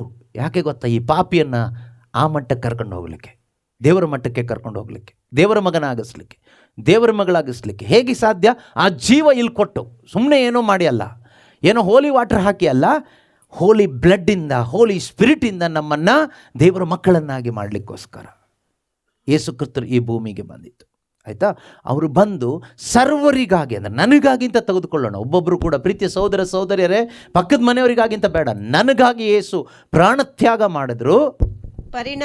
ಪರಿಣಾಮವಾಗಿ ಇನ್ನು ಮುಂದೆ ಜೀವಿಸುವವರು, ಇನ್ನು ಮುಂದೆ ಜೀವಿಸುವ ನಾನು ಮತ್ತು ನೀವು ತಮಗಾಗಿ ಜೀವಿಸದೆ, ನಮಗಾಗಿ ಜೀವಿಸದೆ, ಸತ್ತು ಪುನರುತ್ಥಾನರಾದ, ಸತ್ತು ನನಗೋಸ್ಕರ ಸತ್ತು, ನನಗೋಸ್ಕರ ಪುನರುತ್ಥಾನರಾಗಿ, ನನಗೋಸ್ಕರ ಸ್ವರ್ಗಕ್ಕೇರಿ ಹೋಗಿ, ನನಗೋಸ್ಕರ ಪಿತನ ಬಲಪಾರ್ಶ್ವದಲ್ಲಿದ್ದು ಭಿನ್ನಯಿಸುತ್ತಿರುವ, ನನಗೋಸ್ಕರ ಮತ್ತೆ ಮರಳಿ ಬರುವ ಆ ಯೇಸು ಕ್ರಿಸ್ತನಿಗೋಸ್ಕರ ಜೀವಿಸಬೇಕು.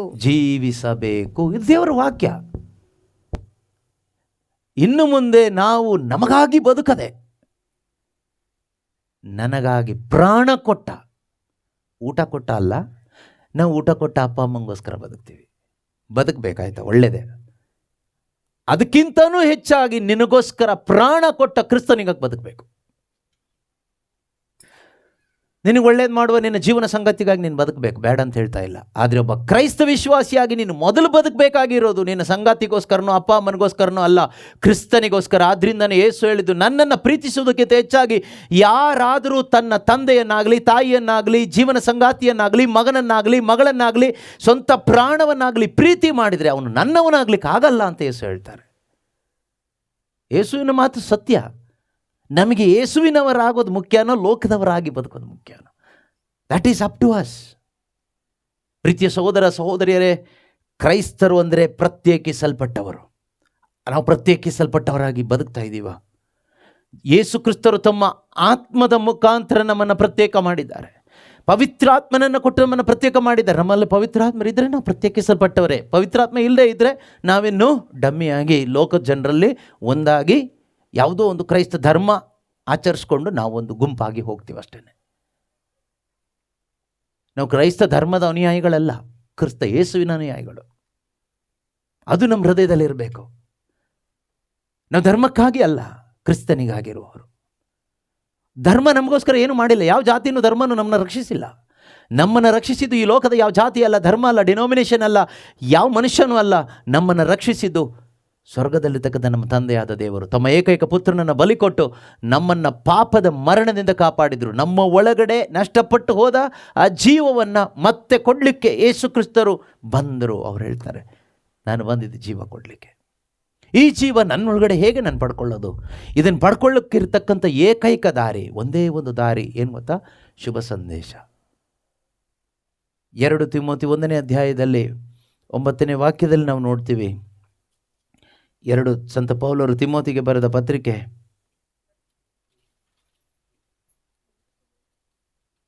2 ತಿಮೋತಿ ಚಾಪ್ಟರ್ 1 ವರ್ಸ್ 9. ನಾವು ಸ್ವಂತ ಸತ್ಕಾರ್ಯಗಳಿಂದಲ್ಲ, 9 ಅಲ್ಲ 10 ಓದೋಣ. ಈ ಕಾಲದಲ್ಲೂ ನಮ್ಮ ಉದ್ಧಾರಕರಾದ ಕ್ರಿಸ್ತ ಯೇಸುವಿನ ಪ್ರತ್ಯಕ್ಷದ ಮೂಲಕ ಅದನ್ನು ಬಹಿರಂಗಪಡಿಸಲಾಗಿದೆ. ಮೃತ್ಯು ಶಕ್ತಿಯನ್ನು ವಿನಾಶಗೊಳಿಸಿ ಅಮರ ಜೀವವನ್ನು ಶುಭ ಸಂದೇಶದ ಮೂಲಕ ಬೆಳಕಿಗೆ ತಂದವರು ಯೇಸುವೇ. ಮೃತ್ಯು ಶಕ್ತಿಯನ್ನು ವಿನಾಶಗೊಳಿಸಿ ಅಮರ ಜೀವವನ್ನು ಬೆಳಕಿಗೆ ತಂದವರು ಯಾವುದ್ರ ಮೂಲಕ? ಶುಭ ಸಂದೇಶದ ಮೂಲಕ. ಬೇರೆ ಯಾವುದ್ರ ಮೂಲಕನೂ ಬರೋದಿಲ್ಲ ಪ್ರಿಯರೇ. ಕೆಲವರು ಹೇಳ್ತಾರಲ್ಲ, ಕೆಲವು ಪ್ರೊಟೆಸ್ಟೆಂಟ್ ಸಭೆಗಳಲ್ಲೆಲ್ಲ ಹೇಳ್ತಾರೆ, ಏನು ಹೇಳ್ತಾರೆ ಗೊತ್ತಾ? ನೀರಲ್ಲಿ ಮುಳುಗಿ ಸ್ನಾನ ದೀಕ್ಷೆ ಪಡ್ಕೊಬಿಟ್ರೆ ಹೊಸ ಜೀವ ಬಂದ್ಬಿಡುತ್ತಂತೆ. ಇದಕ್ಕಿಂತ ಮುಟ್ಟಾಳ್ತನ, ಅಯೋಗ್ಯತನ ಬೇರೆ ಯಾವುದೂ ಇಲ್ಲ. ಹಾಗಾದರೆ ಎಲ್ಲರೂ ನೀರಲ್ಲಿ ಸ್ನಾನ ಮಾಡಿ ಸೇರಿಸ್ಬಿಡೋಣ. ಪಿತನ ಸುತನ ಪವಿತ್ರಾತ್ಮ ನಾಮದಲ್ಲಿ ಎದ್ದೇಳಪ್ಪ ಅಂದ್ರೆ ಜೀವ ಬಂದ್ಬಿಡುತ್ತಲ್ಲ. ಯಾವ ಸಿಸ್ಟಮ್ ಯಾರು ಮಾಡಿದ್ದು ನನಗೆ ಗೊತ್ತಿಲ್ಲ. ಬೈಬಲಲ್ಲಿರೋ ವಾಕ್ಯ ಈ ರೀತಿ ಹೇಳುತ್ತೆ, ಶುಭ ಸಂದೇಶದ ಮೂಲಕ ಮೃತ್ಯು ಶಕ್ತಿ ನಾಶವಾಗಿ ಅಮರ ಜೀವ ಒಬ್ಬನ ಒಳಗಡೆ ಬರುತ್ತೆ. ಅದರಿಂದನೇ ಯೇಸು ಸ್ವಾಮಿ ಶಿಷ್ಯರಿಗೆ ಹೇಳಿದ್ದು, ನೀವು ಹೋಗಿ ಜಗತ್ತಿಗೆಲ್ಲ ಶುಭ ಸಂದೇಶವನ್ನು ಸಾರಿರಿ. ನೀವು ಹೋಗಿ ಎಲ್ಲರಿಗೂ ಜೀವ ಬರಬೇಕು, ಅವ್ರ ಒಳಗಡೆ ಇರ್ತಕ್ಕಂಥ ಮೃತ್ಯು ಶಕ್ತಿ ನಾಶವಾಗಬೇಕು, ದೇವರ ವಾಕ್ಯದ ಮೇಲೆ ಜನರಿಗೆ ಪ್ರೀತಿ ಬರಬೇಕು. ಸಾವಿರಾರು ಚಿನ್ನ ಬೆಳ್ಳಿ ನಾಣ್ಯಕ್ಕಿಂತಲೂ ಬೆಲೆ ಉಳ್ಳ ದೇವರ ವಾಕ್ಯವನ್ನು ಪ್ರೀತಿ ಮಾಡಲಿಕ್ಕೆ, ಈ ಚಿನ್ನ ಬೆಳ್ಳಿ ಬಂಗಾರನಲ್ಲಿ ಎತ್ತಿ ಬಿಸಾಡುವಷ್ಟರ ಮಟ್ಟಿಗೆ, ಲೋಕವನ್ನು ಎತ್ತಿ ಮೂಲಕ್ಕೆ ಬಿಸಾಡುವಷ್ಟರ ಮಟ್ಟಿಗೆ ದೇವರ ವಾಕ್ಯವನ್ನು ಪ್ರೀತಿ ಮಾಡಲಿಕ್ಕೆ ದೇವ ಜನರಿಗೆ ಇವತ್ತು ಆಗಬೇಕು, ಕ್ರೈಸ್ತರಿಗೆ ಆಗಬೇಕು, ಆಯ್ಕೆಯಾದ ಜನರಿಗೆ ಆಗಬೇಕು. ಆದ್ದರಿಂದ ನೀವು ಹೋಗಿರಿ, ಸಕಲ ಜನರಿಗೂ ಶುಭ ಸಂದೇಶವನ್ನು ಸಾರಿರಿ ಅಂತ ಯೇಸು ಸ್ವಾಮಿ ಶಿಷ್ಯರಿಗೆ ಹೇಳಿದರು. ಅವರು ಹೋದಲ್ಲಿ ಶುಭ ಸಂದೇಶವನ್ನು ಸಾರಿದರು. ಜನರ ಒಳಗಡೆ ಪರಿವರ್ತನೆ ಆಯಿತು. ಜನರ ಒಳಗಡೆ ಇದ್ದಂಥ ಮೃತ್ಯು ಶಕ್ತಿ ನಾಶ ಆಯಿತು. ಅವರ ಒಳಗಡೆ ಜೀವ ಬಂತು. ಆಗ ಯೇಸು ವಾಗ್ದಾನ ಮಾಡಿದಂತಹ ಜೀವ ಒಬ್ಬೊಬ್ಬರು ಒಳಗಡೆನೂ ರಿಸೀವ್ ಆಯಿತು. ಹಾಗಾದರೆ ಈ ಜೀವ ನನ್ನಲ್ಲಿ ಬರಬೇಕಾದ್ರೆ ನಾನೇನು ಮಾಡಬೇಕು? ಮಾಡೋದೇನೂ ಇಲ್ಲ, ಶುಭ ವಾರ್ತೆಯನ್ನು ಆಲಿಸಬೇಕು. ಎಲ್ಲಿ ಹೋಗಬೇಕು? ಎಲ್ಲಿಯಾದರೂ ಹೋಗಿ, ನನಗೆ ಗೊತ್ತಿಲ್ಲ. ಕಾಯಿಲೆ ಬಂದರೆ ಯಾವ ಆಸ್ಪತ್ರೆಗೆ ಹೋಗ್ಬೇಕು ಕೇಳಿದರೆ, ಎಲ್ಲಿ ಒಳ್ಳೆ ಟ್ರೀಟ್ಮೆಂಟ್ ಕೊಡ್ತಾರೋ ಅಲ್ಲಿ ಹೋಗಬೇಕು. ನಮಗೇನಾದರೂ ಒಂದು ಊಟ ಮಾಡಬೇಕಾದ್ರೆ ಯಾವ ಹೋಟ್ಲಿಗೆ ಹೋಗ್ಬೇಕು ಹೇಳಿದ್ರೆ, ಯಾವ ಹೋಟ್ಲಲ್ಲಿ ಒಳ್ಳೆ ಐಟಮ್ ಸಿಗುತ್ತೋ ಅಲ್ಲಿ ಹೋಗಬೇಕು. ಹಾಗಾದರೆ ಶುಭ ಸಂದೇಶ ಆಲಿಸ್ಲಿಕ್ಕೆ ಎಲ್ಲಿ ಹೋಗಬೇಕು? ಎಲ್ಲಾದರೂ ಹೋಗಿ ಶುಭ ಸಂದೇಶವನ್ನು ಆಲಿಸಬೇಕು, ದೇವರ ವಾಕ್ಯವನ್ನು ಆಲಿಸಬೇಕು, ಕ್ರಿಸ್ತ ಯೇಸುವಿಗೆ ಸಂಬಂಧಪಟ್ಟ ನಿತ್ಯ ಜೀವಕ್ಕೆ ಸಂಬಂಧಪಟ್ಟ ಶುಭವಾರ್ತೆಯನ್ನು ಆಲಿಸಬೇಕು. ನಮ್ಮಲ್ಲಿ ಹೊಸ ಜನ್ಮ ಪಡ್ಕೋಬೇಕು. ಫಸ್ಟು ಹೊಸ ಒಂದು ಜನ್ಮ ನಮ್ಮಲ್ಲಿ ಉಂಟಾಗಬೇಕು. ಇಲ್ಲದೇ ಇದ್ದರೆ ನಮ್ಮ ಜನ್ಮ ಹಾಳಾದ ಜನ್ಮ ಆಗೋಗ್ಬಿಡುತ್ತೆ. ಕೆಲವೊಟ್ಟೆ ನಮ್ಮನ್ನು ನಾವೇ ಬೈಕೊಳ್ತೀವಲ್ವ, ಏನು ಹಾಳಾದ ಜನ್ಮನೋ ನಂದು ಅಂತ. ಕರೆಕ್ಟೇ ಅದು. ಆ ಜನ್ಮ ಸರಿಯಾಗಬೇಕಾದ್ರೆ ಹೊಸ ಒಂದು ಜನ್ಮ ಬರಬೇಕು. ಅಥವಾ ನೀವು ಬೇರೆಯವರಿಗೆ ಬೈತೀರಿ, ಜೊತೆ ಮನೇಲಿದ್ದವ್ರಿಗೆ, ಇವಂದು ಒಂದು ಜನ್ಮಾನ, ನಿಂದು ಒಂದು ಜನ್ಮಾನ ಅಂತ. ಹೌದು, ಕರೆಕ್ಟೇ ಅದು. ಯಾಕೆಂದರೆ ಅದು ಏನು ಪ್ರಯೋಜನ ಇಲ್ಲದಿರೋ ಜನ್ಮ. ತಿನ್ನು ಕುಡಿ ಮಜಾ ಮಾಡು, ಸ್ವಲ್ಪ ಚಾಡಿ ಹೇಳು, ಸುಳ್ಳು ಹೇಳು, ಮೋಸ ಮಾಡು, ಅದು ಮಾಡು, ಎಲ್ಲದಕ್ಕೂ ಪರಿಹಾರ ಅಮ್ಮ ಚರ್ಚಿಗೆ ಹೋಗಿ ಕೈ ಮುಗಿದು ಒಂದು ಕ್ಯಾಂಡಲ್ ನೆನೆಸಿ ಬರೋದು. ಏನು ಜೀವನ ಅದು? ಫರಿಸಾಯರ ಜೀವನ, ಸುಣ್ಣಂಬಳಿ ಸಮಾಧಿ ಥರ ಇರೋ ಜೀವನ. ಅದು ಕ್ರೈಸ್ತ ಜೀವನ ಅಲ್ಲ, ಅದು ನಾವು ಜೀವಿಸ್ತಾ ಇದ್ದೀವಿ ಈಗ. ಪ್ರೀತಿಯ ಸಹೋದರ ಸಹೋದರಿಯರೇ, ಯೇಸು ಕ್ರಿಸ್ತರು ಬಂದಿದ್ದು ಹೊಸ ಒಂದು ನೀತಿಯ ಜೀವನವನ್ನು ನಮಗೆ ಕೊಡಲಿಕ್ಕೆ. ರೈಚಿಯಸ್ ಲೈಫ್, ಒಂದು ಹೊಸ ನೀತಿಯ ಜೀವನ, ಒಂದು ಸ್ವರ್ಗ ಸಾಮ್ರಾಜ್ಯದ ಪ್ರಜೆ ಹೇಗೆ ಬದುಕಬೇಕು ಅನ್ನೋದನ್ನು, ಈ ಲೋಕದಲ್ಲಿ ನಾವು ಬದುಕಲಿಕ್ಕೆ ಬೇಕಾದಂಥ ತನ್ನ ಆತ್ಮನನ್ನು ನಮಗೋಸ್ಕರ ಕೊಡಲಿಕ್ಕೇ ಯೇಸು ಕ್ರಿಸ್ತರು ಈ ಭೂಮಿಗೆ ಬಂದಿದ್ದ. ಆ ಪರಿಶುದ್ಧಾತ್ಮ ಇಲ್ಲದೆ ನಮಗೆ ಪರಿಶುದ್ಧ ಜೀವನ ಇಲ್ಲ. ವಿತೌಟ್ ಹೋಲಿ ಸ್ಪಿರಿಟ್ ನೋ ಹೋಲಿ ಲೈಫ್. ಪವಿತ್ರಾತ್ಮರ ಹಾಡು ಹೇಳ್ಕೊಳ್ಳ್ರ ಪ್ರಯೋಜನ ಇಲ್ಲ. ನಾವು ಪವಿತ್ರಾತ್ಮರದೆಲ್ಲ ಹಾಡು ಹೇಳ್ತೀವಿ, ಒಳ್ಳೆಯದೇ. ಯೇಸು ಸ್ವಾಮಿದು ಹಾಡು ಹೇಳ್ತೀವಿ, ಶಿಲುಬೆ ಹಾದಿನೂ ಮಾಡ್ತೀವಿ. ಶಿಲುಬೆ ಹಾದಿ ಮಾಡಲಿಕ್ಕೆ ಯೇಸು ಸ್ವಾಮಿ ಎಲ್ಲಿ ಹೇಳಿದ್ದಾರೆ ಬೈಬಲಲ್ಲಿ? ಹೇಳಿ ನೋಡೋಣ. ಈ ತಪಸ್ಕಾಲ ಶುರುವಾಯಿತು, ಶಿಲುಬೆ ಹಾದಿ ಮಾಡ್ತೀವಿ, ಮಾಡಿ, ನಾನು ಮಾಡ್ತೀನಿ, ನೀವು ಮಾಡಿ, ಎಲ್ಲರೂ ಮಾಡೋಣ. ಶಿಲುಬೆ ಹಾದಿ ಮಾಡಲಿಕ್ಕೆ ಯೇಸು ಸ್ವಾಮಿ ಹೇಳಿದಾರಾ? ಮಾಡೋಣ, ಪರವಾಗಿಲ್ಲ, ಒಳ್ಳೆಯದೇ. ಆದರೆ ಯೇಸು ಸ್ವಾಮಿ ಹೇಳಿದ್ದೇನು? ಯಾರಿಗಾದರೂ ನನ್ನನ್ನು ಹಿಂಬಾಲಿಸಲು ಮನಸ್ಸಿದ್ರೆ ಅವನು ತನ್ನ ಶಿಲುಬೆಯನ್ನು ಹೊತ್ತುಕೊಂಡು ಅನುದಿನವೂ ನನ್ನ ಹಿಂದೆ ಬರಲಿ ಅಂತ ಹೇಳಿದಾರಾ? ಇದನ್ನು ಮಾಡದೆ ಶಿಲುಬೆ ಹಾದಿ ಮಾಡಿ ಏನು ಪ್ರಯೋಜನ? ಶಿಲುಬೆ ಹಾದಿ ಮಾಡೋದು ತುಂಬ ಒಳ್ಳೆಯದು. ಯೇಸುವಿನ ಯಾತನೆ, ಮರಣ, ಪುನರುತ್ಥಾನ ಎಲ್ಲ ಧ್ಯಾನ ಮಾಡಬೇಕು ನಾವು. ಅದಕ್ಕಿಂತ ಶ್ರೇಷ್ಠವಾಗಿದ್ದು ಬೇರೆ ಯಾವುದೂ ಇಲ್ಲ. ನಿಜ. ಇಷ್ಟು ಮಾಡಿನೂ ನಮ್ಮ ಶಿಲುಬೆ ಹೊತ್ಕೊಂಡು ಯೇಸು ಸ್ವಾಮಿ ಹಿಂದೆ ಹೋಗದೇ ಇದ್ದರೆ ನಾವು ನಾಟಕ ಮಾಡ್ದಂಗೆ ಆಗಿಲ್ವಾ? ನೀವೇ ಹೇಳಿ. ತಪಸ್ಸು ಕಾಲದಲ್ಲಿ ವರ್ಷಕ್ಕೊಂದು ಸರಿ ಶುಕ್ರವಾರಗಳಲ್ಲಿ ಮಾತ್ರ ಚರ್ಚಲ್ಲಿ ನಾವು ಶಿಲುಬೆ ಹಾದಿ ಮಾಡಿ ಅನುದಿನವೂ ಶಿಲುಬೆಯನ್ನು ಹೊತ್ಕೊಂಡು ಯೇಸು ಕ್ರಿಸ್ತನ ಹಿಂದೆ ಹೋಗದೇ ಇದ್ದರೆ ನಾವು ಮಾಡಿದ ನಾಟಕ ಅಲ್ಲದೆ ಇನ್ನೇನು? ನೀವೇ ಯೋಚನೆ ಮಾಡಿ, ನಿಮಗೆ ಆನ್ಸರ್ ಸಿಗುತ್ತೆ. ನನಗೇನು ಹೇಳೋದು ಬೇಡ. ಈ ರೀತಿ ನಾಟಕ ಜೀವನ ಜೀವಿಸೋದ್ರಿಂದ ಏನು ಲಾಭ? ಯಾರಿಗೆ ಲಾಭ? ಯಾರಿಗೂ ಲಾಭ ಇಲ್ಲ. ಆದ್ದರಿಂದ ಪ್ರೀತಿಯ ಸಹೋದರ ಸಹೋದರಿಯರೇ, ನಾವು ಶಿಲುಬೆ ಹಾದಿ ಮಾಡೋದಾದರೆ ಖಂಡಿತವಾಗಲೂ ನಾವು ಅದರ ಅರ್ಥ ಏನು ಗೊತ್ತಾ? ಯೇಸುವೆ, ನಾನು ನಿನ್ನನ್ನು ಹಿಂಬಾಲಿಸ್ತೇನೆ, ಅನುದಿನವೂ ನನ್ನ ಶಿಲುಬೆಯನ್ನು ಹೊತ್ತುಕೊಂಡು ನಿನ್ನ ಹಿಂದೆ ಬರಲಿಕ್ಕೆ ನನಗೆ ಶಕ್ತಿ, ನಿನ್ನ ಈ ಯಾತನೆಯ ಈ ಶಿಲುಬೆ ಹಾದಿಯ ಧ್ಯಾನದಿಂದ ನನಗೆ ಬಲ ಸಿಗ್ತದೆ ಸ್ವಾಮಿ ಎಂದು ಆ ಶಿಲುಬೆ ಹಾದಿ ಧ್ಯಾನ ಮಾಡ್ತಾ ಯೇಸು ಕ್ರಿಸ್ತರು ಯಾವ ರೀತಿಯಲ್ಲಿ ಆ ಶಿಲುಬೆ ಹಾದಿಯಲ್ಲಿ ಯಾತನೆಯನ್ನು ಅನುಭವಿಸಿ ಶಿಲುಬೆ ಮೇಲೆ ಘೋರ ಮರಣವನ್ನು ಅಪ್ಪಿದ್ರು, ಇದನ್ನೆಲ್ಲ ಧ್ಯಾನ ಮಾಡ್ತಾ ಮಾಡ್ತಾ ನಾವೇನಾಗ್ತೀವಿ, ಪಾಪಕ್ಕೆ ಪಶ್ಚಾತ್ತಾಪ ಪಟ್ಟು ದೇವರ ಕಡೆಗೆ ತಿರುಗಿ ಇನ್ನು ಮುಂದೆ ಯೇಸುವೆ ಬದುಕುವುದಾದರೆ ನನಗಾಗಿ ಅಲ್ಲ, ನನಗಾಗಿ ಶಿಲುಬೆ ಮೇಲೆ ಸತ್ತ ನಿನಗೋಸ್ಕರ ನಾನು ಬದುಕ್ತೀನಿ ಅಂತ ಹೇಳಿಬಿಟ್ಟು ತೀರ್ಮಾನ ಮಾಡಿ ಬದುಕಲಿಕ್ಕಾಗತ್ತೆ. ಆದರೆ ನಾವು ಆ ರೀತಿ ಮಾಡ್ತಾ ಇದ್ದೀವಾ? ಮಾಡದೇ ಇದ್ದರೆ ನಾವು ಮಾಡಿದ ನಾಟಕ ಆಯ್ತಲ್ವಾ, ಕೇವಲ ಒಂದು ಸಂಪ್ರದಾಯ ಆಯ್ತಲ್ವಾ, ಒಂದು ಬಾಹ್ಯ ಆಚರಣೆ ಆಯ್ತಲ್ವಾ, ಅದರಿಂದ ಏನು ಪ್ರಯೋಜನ? ನೀವೇ ಯೋಚನೆ ಮಾಡಿ ನೋಡಿ. ನಾನು ಹೇಳೋದು ನಿಮ್ಗೆ ಅರ್ಥ ಆಗುತ್ತೆ. ಇದರಲ್ಲಿ ಏನು ದೊಡ್ಡ ಲಾಜಿಕ್ ಏನಿಲ್ಲ. ನಾವು ನಿಜವಾದ ಸಾಕ್ಷಿ ಮಕ್ಕಳಾಗಿ ಬದುಕಬೇಕು. ಸಾಕ್ಷಿ ಥರ ಅಲ್ಲ, ನಿಜವಾದ ಸಾಕ್ಷಿ ಮಕ್ಕಳಾಗಿ ನಾವು ಬದುಕಬೇಕು. ಈ ಲೋಕದಲ್ಲಿ ಪ್ರೀತಿಯ ಸಹೋದರ ಸಹೋದರಿಯರೇ, ಯಾವುದೂ ನಿಲ್ಲಲ್ಲ, ಏನೇನೂ ನಿಲ್ಲಲ್ಲ. ಪೇತ್ರನು ಬರೆದ ಮೊದಲನೇ ಪತ್ರಿಕೆ 1ನೇ ಅಧ್ಯಾಯ 24ನೇ ವಾಕ್ಯ ಹೇಳುತ್ತೆ. ಏನು ಹೇಳುತ್ತೆ? ಪವಿತ್ರ ಗ್ರಂಥದಲ್ಲಿ ಬರೆದಿರುವಂತೆ ನರಮಾನವರೆಲ್ಲರೂ ಗರಿ ಹುಲ್ಲಿನಂತೆ. ನರಮಾನವರೆಲ್ಲರೂ ಹುಲ್ಲಿನ ಹಾಗೆ. ನಾವು ಎಷ್ಟು ವರ್ಷ ಬದುಕಿದ್ರು ನಮ್ಮ ಆಯಸ್ಸು ಹುಲ್ಲಿನ ಥರನೇ. ಇಲ್ಲೊಂದು ಮರ ಇದೆ ನೋಡಿ, ಇದು ಎಷ್ಟು ದಿನ ಇರ್ಬೋದೋ ನಮಗೆ ಗೊತ್ತಿಲ್ಲ. ಇದು ಹೋಗುತ್ತೆ, ಸತ್ತೋಗುತ್ತೆ. ಹಾಗೆ ನನ್ನ ನಿಮ್ಮ ಜೀವನ, ಈ ಶರೀರದ ಜೀವನ, ಲೋಕದಲ್ಲಿ ನಾವು ಬದುಕೋದು ಅಷ್ಟೇ ಹುಲ್ಲಿನ ಹಾಗೆ. ನರಮಾನವರೆಲ್ಲರೂ ಹುಲ್ಲಿನ ಹಾಗೆ. ಅವರ ವೈಭವವೆಲ್ಲವೂ, ಅವರ ವೈಭವ, ಇದ್ರ ಈ ಗಿಡದ ವೈಭವ ಏನೀಗ? ಇದರಲ್ಲಿ ಹೂ ಬಿಟ್ಟಿದೆ, ಇದರಲ್ಲಿ ಈಗ ಒಳ್ಳೆ ಏನದು ಹಣ್ಣು, ಬಟರ್ ಫ್ರೂಟ್ ಹಣ್ಣು ಬರ್ತಾ ಇದೆ. ಈ ಸೀಸನ್ನಲ್ಲಿ ತುಂಬ ಚೆನ್ನಾಗಿ ಕಾಣಿಸುತ್ತೆ, ಜನ ಎಲ್ಲ ಇಷ್ಟಪಡ್ತಾರೆ, ಇಷ್ಟಪಟ್ಟು ಕಾಸು ಕೊಟ್ಟು ಕೊಂಡ್ಕೊಂಡು ಹೋಗ್ತಾರೆ, ಇಷ್ಟಪಟ್ಟು ತಿಂತೀವಿ, ಮರಕ್ಕೆಲ್ಲ ಮುತ್ತು ಕೊಡ್ಬೋದು, ಓಕೆ, ಅದಕ್ಕೆ ಬ್ಲೆಸ್ಸಿಂಗ್ ಮಾಡ್ಬೋದು, ಎಲ್ಲ ಮಾಡ್ಬೋದು. ಆದರೆ ಆ ಮರ ಒಣಗೋಗುತ್ತೆ, ಬಟರ್ ಫ್ರೂಟ್ ನಿಂತು ಹೋಗುತ್ತೆ. ಆಗ ಅದನ್ನು ಮಾತಾಡ್ಸಲ್ಲ ಯಾರು, ಅದ್ರ ಕಡೆಗೂ ತಿರುಗಿ ನೋಡಲ್ಲ. ಹುಲ್ಲು ಒಣಗಿ ಅವನ ವೈಭವವೆಲ್ಲ ಹುಲ್ಲಿನ ಹೂವಿನಂತೆ ಹುಲ್ಲೊಣಗಿ ಹೂ ಬಾಡಿ ಬೀಳುವುದು ಪ್ರಭುವಿನ ವಾಕ್ಯವಾದರೂ ಶಾಶ್ವತವಾಗಿ ನಿಲ್ಲುವುದು.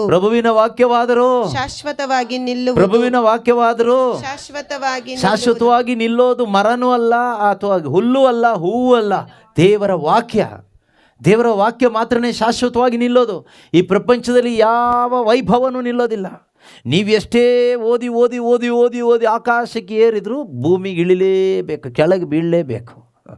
ಫ್ಲೈಟ್ ಅದು ಎಂಥ ಇಂಟರ್ನ್ಯಾಷನಲ್ ಫ್ಲೈಟ್ ಆದರೂ, ಅದು ಎಷ್ಟು ಮೇಲೆ ಹಾರೋ ಫ್ಲೈಟ್ ಆದರೂ ಅದು ಲ್ಯಾಂಡ್ ಆಗಲಿಕ್ಕೆ ಈ ಭೂಮಿಗೆ ಸ್ಪರ್ಶ ಆಗಲೇಬೇಕು. ನಾವು ಎಷ್ಟೇ ಮೇಲೆ ಹೋದರೂ ಲಾಸ್ಟಿಗೆ ಸಮಾಧಿನೇ ಗತಿ, ಆಯಿತಾ? ಮಣ್ಣಿಗೆ ಬಂದು ಬೀಳಲೇಬೇಕು, ಮಣ್ಣಾಗಿ ಹೋಗಲೇಬೇಕು, ಕೊಳೆತು ಹೋಗಲೇಬೇಕು. ಹುಳ ಹುಪ್ಪೊಟ್ಟೆಗಳಿಗೆ ಈ ದೇಹ ಆಹಾರ ಆಗಲೇಬೇಕು.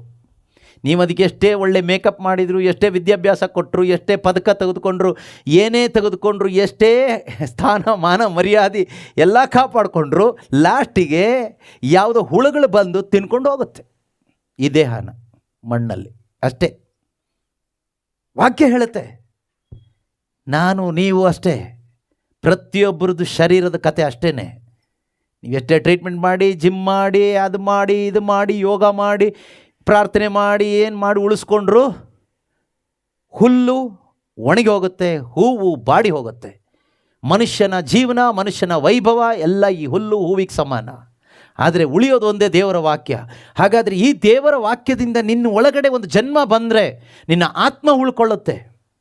ಯಾಕೆಂದರೆ ದೇವರ ವಾಕ್ಯದಿಂದ ನಿನಗೆ ಸಿಕ್ಕಿದ್ದಂಥ ಹೊಸ ಜನ್ಮ ಇದೆಯಲ್ವಾ, ಇದು ಇಟರ್ನಲ್ ಲೈಫ್. ನೆನ್ಪಿಟ್ಕೊಳ್ಳಿ, the life which you have received through the word of God is eternal life, because the word of God is eternal. ದೇವರ ವಾಕ್ಯದಿಂದ ನಮಗೆ ಸಿಕ್ಕಿದೊಂದು ಜನ್ಮ ಇದೆಯಲ್ಲ, ಆತ್ಮಿಕ ಜನ್ಮ, ಅದು ಮಾತ್ರನೇ ಶಾಶ್ವತ ಜನ್ಮ. ಅದು ನಿತ್ಯಕ್ಕೂ ಉಳಿಯುತ್ತೆ. ಆತ್ಮ, ಆ ಜೀವ ನಿತ್ಯಕ್ಕೂ ಉಳಿಯುತ್ತೆ, ಅದು ಸಾವಿಲ್ಲ, ಅಮರ ಜೀವ. ಇವತ್ತು ನಮಗೆ ಅದರಲ್ಲಿ ಆಸಕ್ತಿ ಇದೆಯಾ? ಆ ನಿತ್ಯ ಜೀವ ಬೇಕು ಅಂತ ನಮ್ಮಲ್ಲಿ ಏನಾದರೂ ಒಂದು ತವಕ ಇದೆಯಾ? ಇದು ಸುಮ್ಮನೆ ದಾರಿ ಮೇಲೆ ಹೋಗಿದ ತಕ್ಷಣ ಸಿಗೋದಿಲ್ಲ, ಚರ್ಚಿಗೆ ಹೋಗಿ ಮನೆಗೆ ಬಂದರೆ ಸಿಗೋದಿಲ್ಲ. ಈ ಅಮರ ಜೀವಕ್ಕಾಗಿ ನಾವು ಹುಡುಕಬೇಕು. You should seek for that eternal life. ಆ ನಿತ್ಯ ಜೀವ ನನಗೆ ಬೇಕು ಅಂತ ನಾವು ಹುಡುಕಬೇಕು. ಒಬ್ಬ ಧನಿಕ ಶ್ರೀಮಂತ ಯುವಕ ಒಮ್ಮೆ ಯೇಸು ಸ್ವಾಮಿ ಹತ್ರ ಬಂದು ಕೇಳ್ತಾನೆ, ನನಗೆ ಅಮರ ಜೀವ ಬೇಕು ದೇವರೇ, ಅಮರ ಜೀವ ಪ್ರಾಪ್ತಿ ಆಗಬೇಕಾದ್ರೆ ನಾನು ಏನು ಮಾಡಬೇಕು ಅಂತ ಕೇಳಿದಾಗ ಯೇಸು ಹೇಳಿದ ಒಂದೇ ಮಾತು, ನಿನ್ನ ಆಸ್ತಿ ಪಾಸ್ತಿಯನ್ನೆಲ್ಲ ಮಾರಾಟ ಮಾಡಿ ಅದನ್ನು ಡೊನೇಷನ್ ಅಂತೆಲ್ಲೂ ಕೊಡಬೇಡ, ಚರ್ಚಿಗೂ ಕೊಡಬೇಡ, ಯಾವ ಕರಿಸ್ಮ್ಯಾಟಿಕ್ಗೂ ಕೊಡಬೇಡ, ಯಾವ ಬೋಧಕರಿಗೂ ಕೊಡಬೇಡ, ಆಯಿತಾ, ಬಡವರಿಗೆ ಕೊಡು. ಬಡವರು ಅಂದರೆ ಯಾರು? ನಿರ್ಗತಿಕರು, ಏನೂ ಇಲ್ಲದಿದ್ದವರು, ವಾಪಸ್ ಕೊಡ್ಲಿಕ್ಕೆ ಗತಿ ಇಲ್ಲದಿದ್ದವರು. ಬಡಬಗ್ಗರಿಗೆ ಕೊಟ್ಟು ಬಂದು ನನ್ನನ್ನು ಹಿಂಬಾಲಿಸು, ನಿನಗೆ ನಿತ್ಯ ಜೀವ ಸಿಗುತ್ತೆ. ಬಂದಿಲ್ಲ. ಯಾಕೆ ಅಂದರೆ ಅವನ ಮನಸ್ಸು ಪೂರ್ತಿ ಅವನ ಆಸ್ತಿ ಮೇಲಿತ್ತು. ನಾನು ಎಷ್ಟು ಕಷ್ಟಪಟ್ಟು ಸಂಪಾದನೆ ಮಾಡಿದ್ದು, ನಮ್ಮ ಪಿತ್ರಾರ್ಜಿತ ಆಸ್ತಿ ಅಪ್ಪನ ಕಾಲದಿಂದ ಸಂಪಾದನೆ ಮಾಡ್ಕೊಂಡು ಕೂಡಿಸ್ಕೊಂಡು ಬಂದಿರೋದು, ಇದನ್ನು ಈಗ ಮಾರಾಟ ಮಾಡಿ ನಾನೆಲ್ಲಿಗೆ ಹೋಗಲಿ? ಅದರಿಂದ ಇರೋಷ್ಟು ದಿನ ಇಲ್ಲೇ ಅಲ್ಲೆಲ್ಲೂ ಹೇಳ್ಕೊಂಡು ಪ್ರೈಸಲ್ಲಿ ಹೇಳ್ಕೊಂಡು ಇದರಲ್ಲಿ ಇರ್ತೀನಿ ಅಂತ. ಅವನಿಗೆ ನಿತ್ಯ ಜೀವಕ್ಕೆ ಬೆಲೆ ಇಲ್ಲದೆ ಹೋಯ್ತು. ಅವನ ಬೆಲೆ ಕೊಟ್ಟಿದ್ದು ಅವನ ಆಸ್ತಿಗೆ, ಸ್ವರ್ಗಕ್ಕೆ ಅವನ ಬೆಲೆ ಕೊಟ್ಟಿಲ್ಲ. ಇವತ್ತು ನಾವು ಯಾವುದಕ್ಕೆ ಬೆಲೆ ಕೊಡ್ತಾ ಇದ್ದೀವಿ ಪ್ರೀತಿಯ ಸಹೋದರ ಸಹೋದರಿಯರೇ? ಇವತ್ತೇನಾದರೂ ಯೇಸು ಕ್ರಿಸ್ತರಲ್ಲಿ ಬಂದು ನಿಜವಾಗ್ಲೂ ನಮ್ಮ ಮುಂದೆ ನಿಂತ್ಕೊಂಡು, ನಾನು ನಿನಗೆ ನಿತ್ಯ ಜೀವ ಕೊಡ್ತೀನಿ, ನಿನ್ನ ಆಸ್ತಿ ಪಾಸ್ತಿಯನ್ನೆಲ್ಲ ಮಾರಾಟ ಮಾಡಿ ಬಡಬಗ್ರಿ ಕೊಟ್ಕೊಂಡು ಬಾ ನನ್ನ ಹಿಂಬಾಲಿಸು ಅಂದರೆ ನಮ್ಮಲ್ಲಿ ಎಷ್ಟು ಜನ ನಿಜವಾಗ್ಲೂ ಬರಲಿಕ್ಕೆ ತಯಾರಾಗಿದ್ದೀವಿ? ನಾವು ತಯಾರಾಗ್ತೀವಿ ನಮಗೆ ನಿತ್ಯ ಜೀವದ ಬೆಲೆ ಗೊತ್ತಾದರೆ. ಅವನೇನೋ ಕೇಳ್ದ, ಅವನಿಗೆ ಅದರ ಬೆಲೆ ಗೊತ್ತಿರಲಿಲ್ಲ, ಸುಮ್ಮನೆ ಯಾರೋ ಹೇಳಿದ್ದು ಕೇಳ್ಕೊಂಡು ಅವನೇನೋ ಕೇಳಲಿಕ್ಕೆ ಹೋಗಿರ್ಬೋದು. ಬಿಡಿ, ಆ ವಿಷಯ ನಾವು ಡಿಸ್ಕಷನ್ ಮಾಡೋದು ಬೇಡ. ಆದರೆ ಅವನು ಕೇಳಬೇಕಾದ್ರೆ ತುಂಬ ಒಳ್ಳೆಯದೇ ಕೇಳ್ದ. ಯೇಸು ಕೊಡೋದಿಲ್ಲ ಅಂತ ಹೇಳಲಿಲ್ಲ, ಆದರೆ ಅವನಿಗೆ ಅದು ಇಷ್ಟ ಆಗಿಲ್ಲ. ಇವತ್ತು ಕೂಡ ಪ್ರೀತಿಯ ಸಹೋದರ ಸಹೋದರಿಯರೇ, ದೇವರು ನಿತ್ಯ ಜೀವದ ದಾರಿಯನ್ನು ಕ್ಲೋಸ್ ಮಾಡಿಲ್ಲ, ಓಪನ್ ಮಾಡಿ ಇಟ್ಟಿದ್ದಾರೆ. ಕ್ಲೋಸ್ ಮಾಡಿಲ್ಲ. ಇದು ಯಾವತ್ತು ಓಪನ್ ಮಾಡಿದ್ರು ಗೊತ್ತಾ? ತನ್ನ ಶಿಲುಬೆ ಮರಣದ ಮುಖಾಂತರವಾಗಿ ಆ ಸ್ವರ್ಗಕ್ಕಿರುವ ದಾರಿಯನ್ನು, ಇಟರ್ನಲ್ ಲೈಫ್ ವೇಯನ್ನು ಓಪನ್ ಮಾಡಿದರು. ಈ ದಾರಿಯಲ್ಲಿ ಒಬ್ಬೊಬ್ಬರನ್ನು ಬನ್ನಿ ಬನ್ನಿ ಅಂತ ಕರೆದ್ರೆ ಬರೋದಿಲ್ಲ. ಹೇಗೆ ಕರೆಯೋದು ಗೊತ್ತಾ? ಒಬ್ಬೊಬ್ಬರನ್ನು ಕರೆಯೋದು ಹೇಗೆ ಗೊತ್ತಾ? ಈ ದಾರಿಗೆ ಬನ್ನಿ ಅಂತ ಶುಭ ಸಂದೇಶ ಸಾರಿದರೆ ಸಾಕು. ಇದು ಸಾರುವಾಗ ಇದನ್ನು ಸ್ವೀಕಾರ ಮಾಡೋರು ಕೆಲವರು ಇರ್ತಾರೆ, ಎಲ್ಲರೂ ಸ್ವೀಕಾರ ಮಾಡ್ತಾರೆ ಅಂತ ನಾನು ಹೇಳೋದಿಲ್ಲ. ಈಗ ಇಲ್ಲಿ ವಾಕ್ಯ ಹೇಳ್ತಾ ಇದ್ದೀವಿ, ನಿಮ್ಮಲ್ಲಿ ಎಷ್ಟು ಜನ ಸ್ವೀಕಾರ ಮಾಡ್ತಾ ಇದ್ರು ನನಗೆ ಗೊತ್ತಿಲ್ಲ. ಇಲ್ಲಿ ಆನ್ಲೈನಲ್ಲಿ ಸುಮಾರು 30-40 ಜನ ಜಾಯಿನ್ ಆಗಿರ್ಬೋದು. ಅಲ್ಲಿ ಯಾರಾದರೂ ಸ್ವೀಕಾರ ಮಾಡ್ತಾ ಇರ್ಬೋದು, ಅಥವಾ ನಿಮ್ಮಲ್ಲಿ ಯಾರಾದರೂ ಸ್ವೀಕಾರ ಮಾಡ್ತಾ ಇರ್ಬೋದು. ಅದು ನಮಗೆ ಗೊತ್ತಾಗೋದಿಲ್ಲ. ದೇವರ ವಾಕ್ಯ ನಿಮ್ಮ ಒಳಗಡೆ ಹೋಗಿ ಕೆಲಸ ಮಾಡುತ್ತೆ, ಕ್ರಿಯೆ ಮಾಡುತ್ತೆ. ಯಾಕೆಂದರೆ ದೇವರ ವಾಕ್ಯ ದೇವರೇ ಆಗಿದ್ದಾರೆ. ದೇವರು ಎಲ್ಲರನ್ನೂ ಪ್ರೀತಿಸ್ತಾರೆ. ದೇವರ ಆಸೆ ಎಲ್ಲರಿಗೂ ರಕ್ಷಣೆ ಕೊಡಬೇಕು ಅಂತ, ಎಲ್ಲರನ್ನೂ ಪಾಪದಿಂದ ಹೊರಗಡೆ ಕರ್ಕೊಂಡು ಬರಬೇಕು ಅಂತ, ಎಲ್ಲರ ಒಳಗಡೆನೂ ಜೀವ ತುಂಬಿಸ್ಬೇಕು ಅಂತ ದೇವರು ಆಸೆ ಪಡ್ತಾರೆ. ಯಾವ ಜೀವ ಗೊತ್ತಾ? ಈ ಒಂದು ಆಸ್ಪತ್ರೆಗೆ ಹೋದರೆ ಮಾತ್ರೆ ತಗೊಂಡ್ರೆ ಒಂದು ದೇಹಕ್ಕೆ ಒಂದು ಏನೋ ಒಂದು ಶಕ್ತಿ ಸೌಖ್ಯ ಸಿಗುತ್ತಲ್ಲ, ಅದಲ್ಲ. ನಿತ್ಯ ಜೀವ, ಅಮರ ಜೀವ, ಇದು ಇವತ್ತು ನಮಗೆ ಬೇಕಾಗಿರೋದು. ಬೇರೆ ಎಲ್ಲ ನಮಗೆ ಬೇಕಾಗಿರೋದು, ಬೇರೆ ಎಲ್ಲ ಕಡೆಗೂ ಸಿಗುತ್ತೆ. ನಮಗೆ ನಿಜವಾಗ್ಲೂ ಬೇಕಾಗಿರೋದು ಇಟರ್ನಲ್ ಲೈಫ್, ನಿತ್ಯ ಜೀವ. ಈ ನಿತ್ಯ ಜೀವದ ಆಸೆ, ನಿತ್ಯ ಜೀವದ ಒಂದು ಭರವಸೆ ನಮಗಿಲ್ಲದೆ ಇದ್ದರೆ ನಾವು ಕ್ರಿಶ್ಚಿಯನ್ಸ್ ಆಗಿ ಬದುಕಿ ಏನು ಪ್ರಯೋಜನ? ಮತ್ತು ಯಾಕೆ ನಾವು ಬದುಕಬೇಕು? ನಾವು ಕ್ರೈಸ್ತರಾಗಿ ಯಾಕೆ ಬದುಕಬೇಕು? ಯಾಕೆ ಚರ್ಚಿಗೆ ಹೋಗಬೇಕು? ಯಾಕೆ ಶಿಲುಬೆ ಮಾಡಬೇಕು? ಯಾಕೆ ಭಾನುವಾರ ನಾವು ಯೇಸು ಕ್ರಿಸ್ತನ ಶರೀರ ರಕ್ತ ಸ್ವೀಕಾರ ಮಾಡಬೇಕು? ಯಾಕೆ ಬೈಬಲ್ ಓದಬೇಕು? ಯಾಕೆ ಪ್ರಾರ್ಥನೆ? ಇದ್ರ ಉದ್ದೇಶ ಏನು? ನಿತ್ಯ ಜೀವ ಅನ್ನೋದಿಲ್ಲ ಅಂತ ಇಟ್ಕೊಳ್ಳಿ, ಇದು ವೇಸ್ಟ್. ಇದು ಈಗ ಈ ರಾತ್ರಿ ಇಲ್ಲಿ ಪ್ರಾರ್ಥನೆ ಮಾಡ್ತಾ ಇದ್ದೀವಿ, ನೀವು ಕುತ್ಕೊಂಡು ವಾಕ್ಯ ಆಲಿಸ್ತಾ ಇದ್ದೀರಿ, ನಾನು ನಿಮ್ಮ ಜೊತೆಗೆ ಸೇರಿ ಆಲಿಸ್ತಾ ಇದ್ದೀನಿ, ನಾವೆಲ್ಲರೂ ವಾಕ್ಯ ಆಲಿಸ್ತಾ ಇದ್ದೀವಿ. ಯಾಕೆ ಕೇಳಿದರೆ ನಿತ್ಯ ಜೀವ, ನಿತ್ಯ ಜೀವ. ಇದರಲ್ಲಿ ಏನು ಸಿಗುತ್ತೆ? ನಿತ್ಯ ಜೀವ ಸಿಗುತ್ತೆ. ಈ ಲೋಕದಲ್ಲಿ ಏನು ಸಿಗಲ್ಲ, ನಮಗೇನು ಬೇಡ. ಏನು ಸಿಗುತ್ತೆ? ನಿತ್ಯ ಜೀವ ಸಿಗುತ್ತೆ. ಇದು ಅಲ್ಲದೆ ಇದ್ದರೆ ನಾವಿಲ್ಲಿ ಆಲಿಸ್ತಾ ಇರೋದು ವೇಸ್ಟ್. ನಿತ್ಯ ಜೀವಕ್ಕೆ ಸಂಬಂಧ ಇಲ್ಲದೆ ಇರೋ ವಿಷಯ ಆದರೆ ನಾವು ಮಾತಾಡ್ತಾ ಇರೋದು ವೇಸ್ಟ್, ನಾವು ಇಲ್ಲಿ ಕುತ್ಕೊಂಡಿರೋದು ವೇಸ್ಟ್, ಎಲ್ಲ ವೇಸ್ಟ್. ಈ ನಿತ್ಯ ಜೀವದ ಆಸಕ್ತಿ ನಮ್ಮೊಳಗಡೆ ಬರಬೇಕಾದ್ರೆ ಈ ಜನ್ಮ ನಮಗೆ ಸಿಗಬೇಕು. ದೇವರ ವಾಕ್ಯದ ಮುಖಾಂತರ ಒಂದು ಹೊಸ ಜನ್ಮ ನಮಗೆ ಸಿಕ್ಕಿದ್ರೆ, ಪ್ರೀತಿಯ ಸಹೋದರ ಸಹೋದರಿಯರೇ, ನಮ್ಮೊಳಗಡೆ ಆಟೋಮೆಟಿಕ್ ಆಗಿ ಪವಿತ್ರಾತ್ಮರು ಏನು ಮಾಡ್ತಾರೆ ಗೊತ್ತಾ? ಸ್ವರ್ಗೀಯ ವಿಷಯಗಳಲ್ಲಿ ನಮ್ಮನ್ನು ಆಸಕ್ತರನ್ನಾಗಿ ಮಾಡ್ತಾರೆ. ಪವಿತ್ರಾತ್ಮ ಇಲ್ಲದೆ ಇದ್ದರೆ ಲೋಕದ ವಿಷಯದಲ್ಲಿ ಆಸಕ್ತಿ ಇರುತ್ತೆ. ಯಾವ ವಿಷಯದಲ್ಲಿ? ಲೋಕದ ವಿಷಯದಲ್ಲಿ. ರೋಮನ್ರಿಗೆ ಬರೆದ ಪತ್ರಿಕೆ 8ನೇ ಅಧ್ಯಾಯದಲ್ಲಿ 4ರಿಂದ ಇರತಕ್ಕಂಥ ವಾಕ್ಯ ಅಥವಾ 5ರಿಂದ ಇರತಕ್ಕಂಥ ವಾಕ್ಯದಲ್ಲಿ ನಾವು ಓದ್ತೀವಿ. ರೋಮನ್ರಿಗೆ ಬರೆದ ಪತ್ರಿಕೆ, ರೋಮನ್ಸ್ ಚಾಪ್ಟರ್ 8 ವರ್ಸ್ 5 ಆನ್ವರ್ಡ್ಸ್.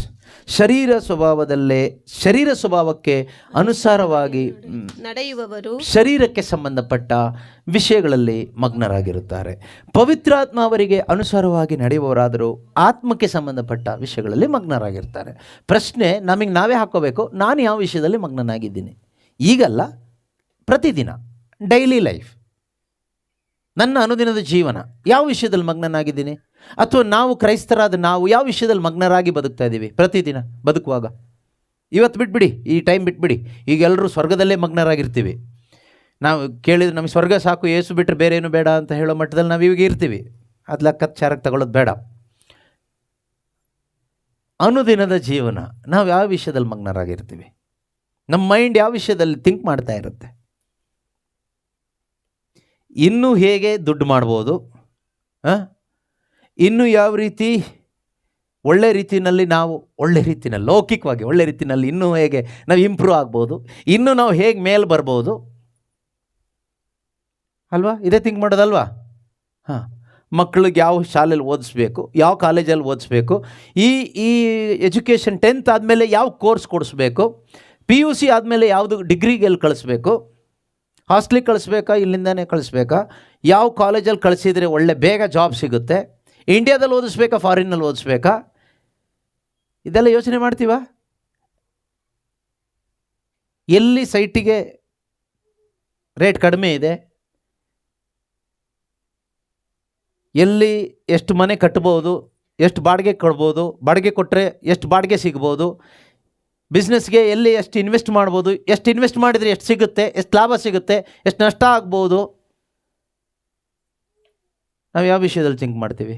ಪ್ರತಿದಿನ ನಮ್ಮ ಆಲೋಚನೆ ಏನು ಬೆಳಗ್ಗೆಯಿಂದ ಸಂಜೆ ತನಕ?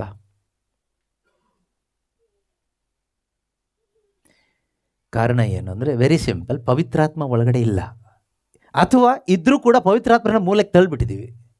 ಮೂಲೆ ಗುಂಪು ಅಂತೀವಲ್ಲ, ಪವಿತ್ರಾತ್ಮರನ್ನ ಮೂಲೆ ಗುಂಪು ಮಾಡಿಬಿಟ್ಟಿದ್ದೀವಿ. ಅಥವಾ ನಮ್ಮಲ್ಲಿ ಪವಿತ್ರಾತ್ಮ ಇಲ್ಲ, ಎರಡೂ ಒಂದೇ.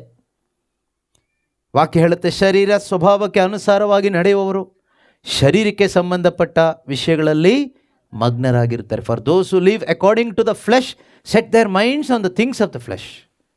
ಆದರೆ ಪವಿತ್ರಾತ್ಮ ಅವರಿಗೆ ಅನುಸಾರವಾಗಿ ನಡೆಯುವವರು ಆತ್ಮಕ್ಕೆ ಸಂಬಂಧಪಟ್ಟ ವಿಷಯಗಳಲ್ಲಿ ಮಗ್ನರಾಗಿರುತ್ತಾರೆ. ಎಷ್ಟು ಜನ ಪೇರೆಂಟ್ಸ್ ನಿಮ್ಮ ಮಕ್ಕಳ ಆತ್ಮಿಕ ಜೀವನದ ವಿಷಯದಲ್ಲಿ ಕಾಳಜಿ ಉಳ್ಳವರಾಗಿದ್ದೀರಿ? ಎಜುಕೇಷನ್ ಬಗ್ಗೆ ಬಿಡಿ, ಅದು ಲೋಕದ ಜನ ಎಲ್ಲ ಕಾಮನ್, ಅದರಲ್ಲಿ ಏನು ದೊಡ್ಡ ವಿಷಯ ಏನಿಲ್ಲ. ಎಷ್ಟು ಜನ ಕ್ರೈಸ್ತ ತಂದೆ ತಾಯಿಂದರು ನಿಮ್ಮ ಮಕ್ಕಳ ಆತ್ಮರಕ್ಷಣೆ ವಿಷಯದಲ್ಲಿ, ಆತ್ಮರಕ್ಷಣೆ ಆಗಬೇಕು, ಸುಮ್ಮನೆ ಏನೋ ಒಂದು ಪ್ರಾರ್ಥನೆ ಅಲ್ಲ, ಆತ್ಮರಕ್ಷಣೆ. ಇದು ನಿತ್ಯಾಗ್ನಿಗೆ ಹೋಗಬಾರ್ದು, ನರಕದ ಆರದ ಬೆಂಕಿಗೆ ಹೋಗಿ ನಿನ್ನ ಮಗಳ ಆತ್ಮ ಬೀಳಬಾರ್ದು, ಅಲ್ಲಿ ಕೊಳ್ತು ಹೋಗಬಾರ್ದು, ಆ ನಿತ್ಯ ಮರಣಕ್ಕೆ ಹೋಗಬಾರ್ದು, ನಿತ್ಯ ಜೀವ ಪಡ್ಕೋಬೇಕು, ಅಮರ ಜೀವ, ಕ್ರಿಸ್ತನ ಬಳಿಗೆ ಹೋಗಬೇಕು. ಎಷ್ಟು ಜನ ವರ್ಕೌಟ್ ಮಾಡ್ತಾ ಇದ್ದೀರಿ ಪೇರೆಂಟ್ಸ್ ಆ ವಿಷಯದಲ್ಲಿ? ಯೋಚನೆ ಮಾಡಿ ನೋಡಿ. ಬೈಬಲ್ ಹೇಳುತ್ತೆ 6ನೇ ವಾಕ್ಯ, ಶರೀರ ಸ್ವಭಾವದಲ್ಲೇ ಮಗ್ನವಾಗಿರುವುದರ ಪರಿಣಾಮ ಮರಣ. ಇದು ಮರಣ ಅಂದರೆ ದೇವರಿಂದ ಬೇರ್ಪಡುವಂಥದ್ದು. ಆದಾಮ ಸತ್ತ. ಯಾವಾಗ ಸತ್ತ? ಹಣ್ಣು ತಿಂದ ತಕ್ಷಣ ಅವನು ಸತ್ತ. ದೇವ್ರು ಹೇಳಿದ್ರಿ ಹಣ್ಣು ತಿಂದರೆ ಸಾಧ್ಯ ಅಂತ. ಫಿಸಿಕಲಿ ಅವನು ಸತ್ತಿಲ್ಲ, ಆತ್ಮಿಕವಾಗಿ ಅವನು ಸತ್ತ. ದೇವರು ಮಾತಾಡಿದ ಫಿಸಿಕಲಿ ಅಲ್ಲ.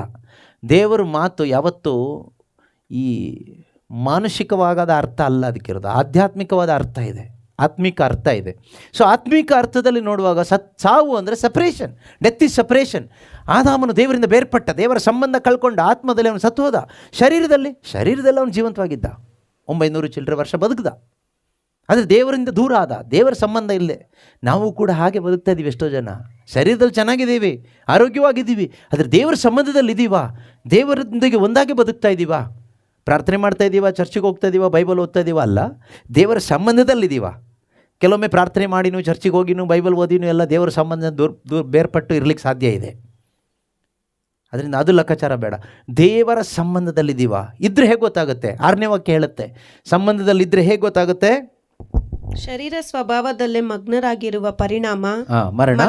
ಪವಿತ್ರಾತ್ಮ ಅವರಲ್ಲೇ ಮಗ್ನವಾಗಿರುವುದರ ಪರಿಣಾಮ ಪೀಸ್, ಲೈಫ್ ಆ್ಯಂಡ್ ಪೀಸ್, ಸಜೀವ ಮತ್ತು ಶಾಂತಿ ಸಮಾಧಾನ. ನಾವು ಪವಿತ್ರಾತ್ಮ ಸ್ವಭಾವದಲ್ಲಿ ಮಗ್ನವಾದಾಗ ಅಥವಾ ಆತ್ಮೀಕವಾಗಿ ನಾವು ದೇವರ ಸಂಬಂಧದಲ್ಲಿ ಜೀವಿಸುವಾಗ ನಮ್ಮೊಳಗಡೆ ಸಮಾಧಾನ ಬರುತ್ತೆ. ಸಮಾಧಾನ ಬರಲಿಕ್ಕೆ ನಮಗೆ ಸಾಲ ತೀರೋ ಅವಶ್ಯಕತೆ ಇಲ್ಲ. ಸಮಾಧಾನ ಬರಲಿಕ್ಕೆ ಈ ಲೋಕದಲ್ಲಿ ಏನೂ ಹೆಚ್ಚು ಕಡಿಮೆ ಆಗೋ ಅವಶ್ಯಕತೆ ಇಲ್ಲ. ಯೇಸು ಕೊಡುವ ಸಮಾಧಾನ ಲೋಕದ ಸಮಾಧಾನ ಅಲ್ಲ. ಯೇಸು ಹೇಳ್ತಾರಲ್ವ, ನನ್ನ ಶಾಂತಿ ಸಮಾಧಾನವನ್ನು ನಾನು ನಿಮಗೆ ಕೊಡ್ತೇನೆ. ಯೋವಾನ 14:27 ಹೇಳ್ತಾರೆ, ಮೈ ಪೀಸ್ ಐ ಗಿವ್ ಯು. ನನ್ನ ಶಾಂತಿ ಸಮಾಧಾನ ನಾನು ನಿಮಗೆ ಕೊಡ್ತೇನೆ. ಲೋಕವು ಕೊಡುವ ರೀತಿಯಲ್ಲಿ ನಾನು ಅದನ್ನು ಕೊಡೋದಿಲ್ಲ. ಲೋಕ ಕೊಡೋದು ಹೇಗೆ?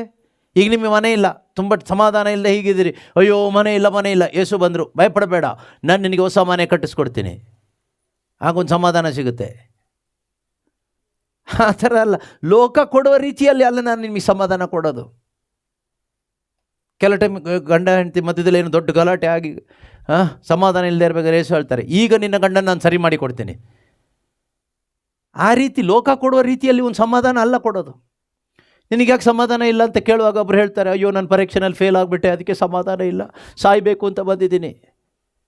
ಡೋಂಟ್ ವರಿ, ನನಗೆಲ್ಲ ಸಾಧ್ಯ, ಈಗ ನಾನು ನಿನ್ನನ್ನು ಫಸ್ಟ್ ಕ್ಲಾಸ್ ಮಾಡಿ ಕೊಡ್ತೀನಿ. ಆಗ ಒಂದು ಸಮಾಧಾನ. ಆ ಸಮಾಧಾನ ಕೊಡ್ಲಿಕ್ಕಲ್ಲ ಯೇಸು ಬಂದಿದ್ದು. ಇನ್ನು ಕೆಲವರು ಯಾವುದು ಕಾಯಿಲೆಯಿಂದ, ಅಯ್ಯೋ ಕಾಯಿಲೆ ಬಂತಲ್ಲ, ಏನು ಮಾಡೋದು ಸಮಾಧಾನ ಇಲ್ಲಲ್ಲ.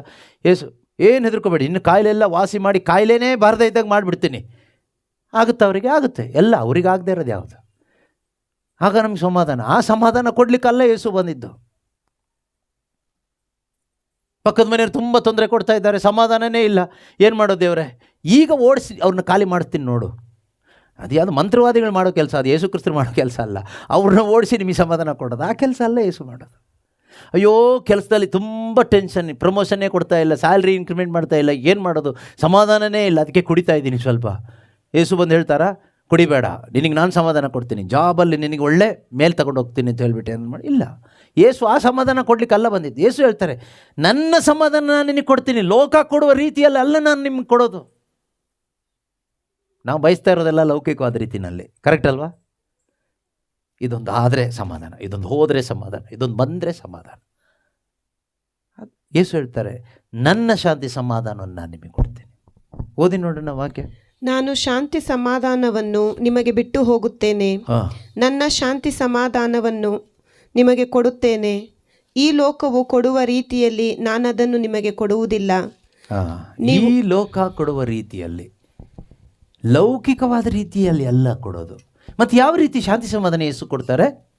ಯೇಸು ನಮಗೆ ಯಾವ ರೀತಿ ಕೊಡ್ತಾರೆ ಶಾಂತಿ ಸಮಾಧಾನ? ಯೇಸು ಯಾವ ರೀತಿ ಕೊಡ್ತಾರೆ ಗೊತ್ತಾ? ಪವಿತ್ರಾತ್ಮನ ಮುಖಾಂತರ. ಪವಿತ್ರಾತ್ಮನ ಒಂದು ಫಲವಾಗಿ ನಮಗೆ ಸಮಾಧಾನ ಕೊಡ್ತಾರೆ. ಗಲಾತ್ಯ 5:22 ಪವಿತ್ರಾತ್ಮದತ್ತವಾದ ಫಲ ಯಾವುದು ಅಂದರೆ ಪ್ರೀತಿ, ಆನಂದ, ಶಾಂತಿ, ಸಮಾಧಾನ. ಆ ರೀತಿಯಲ್ಲಿ ಒಂದು ಶಾಂತಿ ಸಮಾಧಾನ ನಮಗೆ ಕೊಡೋದು ಊಟ ಕೊಟ್ಟು, ಬಟ್ಟೆ ಕೊಟ್ಟು, ಪ್ರಾಬ್ಲಮ್ ಸಾಲ್ವ್ ಮಾಡಿ ಒಂದು ಸಮಾಧಾನ ತಂದುಕೊಡೋ ದೇವರಲ್ಲ ಯೇಸು. ಯೇಸು ಕ್ರಿಸ್ತರು ನಮ್ಮ ಒಳಗಡೆ ಯಾರಿಂದಲೂ ನಾಶಪಡಿಸಲಾಗದ, ಯಾವ ಮನುಷ್ಯನಿಗೂ ಕೊಡಲಿಕ್ಕೂ ಆಗೋದಿಲ್ಲ, ಹಾಳು ಮಾಡಲಿಕ್ಕೂ ಆಗೋದಿಲ್ಲ. ಆ ರೀತಿ ಒಂದು ಸಿಸ್ಟಮಲ್ಲಿ ಸಮಾಧಾನ ನಮಗೆ ಕೊಡ್ತಾರೆ. ಹೇಗೆ ಅಂದರೆ ನಮ್ಮ ಒಳಗಡೆ ಪವಿತ್ರ ಆತ್ಮನನ್ನು ಕೊಟ್ಟು ಆ ಪವಿತ್ರ ಆತ್ಮನಿಂದ ಉಂಟಾಗುವ ಸಮಾಧಾನವನ್ನು ನಾವು ಅನುಭವಿಸುವ ಹಾಗೆ ಮಾಡ್ತಾರೆ. ಇದು ಯಾರಿಗೆ ಹಾಳು ಮಾಡಲಿಕ್ಕಾಗತ್ತೆ? ಯಾರಿಗೂ ಹಾಳು ಮಾಡಲಿಕ್ಕಾಗೋದಿಲ್ಲ, ನಿನಗೆ ಮಾತ್ರ ಹಾಳು ಮಾಡ್ಕೊಳ್ಳಿಕ್ಕಾಗುತ್ತೆ. ಇದನ್ನು ಯಾರಿಗೆ ಕೊಡಲಿಕ್ಕಾಗುತ್ತೆ? ಯಾರಿಗೂ ಕೊಡಲಿಕ್ಕಾಗೋದಿಲ್ಲ, ನಿನಗೆ ಮಾತ್ರ ಸ್ವೀಕಾರ ಮಾಡಲಿಕ್ಕಾಗತ್ತೆ. ನೀನು ಮಾತ್ರ ಸ್ವೀಕಾರ ಮಾಡ್ಬೋದು ಬೇಕಾದರೆ, ನೀನು ಮಾತ್ರ ಇದನ್ನು ನಾಶ ಮಾಡ್ಬೋದು ಬೇಕಾದರೆ. ಆದರೆ ಹೊರಗಡೆಯಿಂದ ಯಾರಿಗೂ ಇದನ್ನು ಕೊಡಲಿಕ್ಕೂ ಆಗೋದಿಲ್ಲ, ತೆಗಿಲಿಕ್ಕೂ ಆಗೋದಿಲ್ಲ. ಇದನ್ನು ಕೊಡುವವರು ಯೇಸು ಕ್ರಿಸ್ತರು, ಕಿತ್ಕೊಳ್ಳೋದಿಲ್ಲ ಅವರು. ನೀನು ಬೇಕಾದ್ರೆ ಅದನ್ನು ಉಳಿಸ್ಕೋಬೋದು.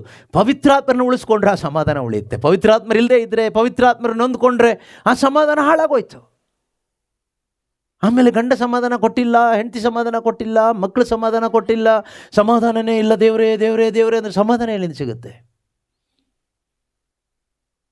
ಪವಿತ್ರಾತ್ಮ ಅವರನ್ನು ನೋಯಿಸಬೇಡಿ.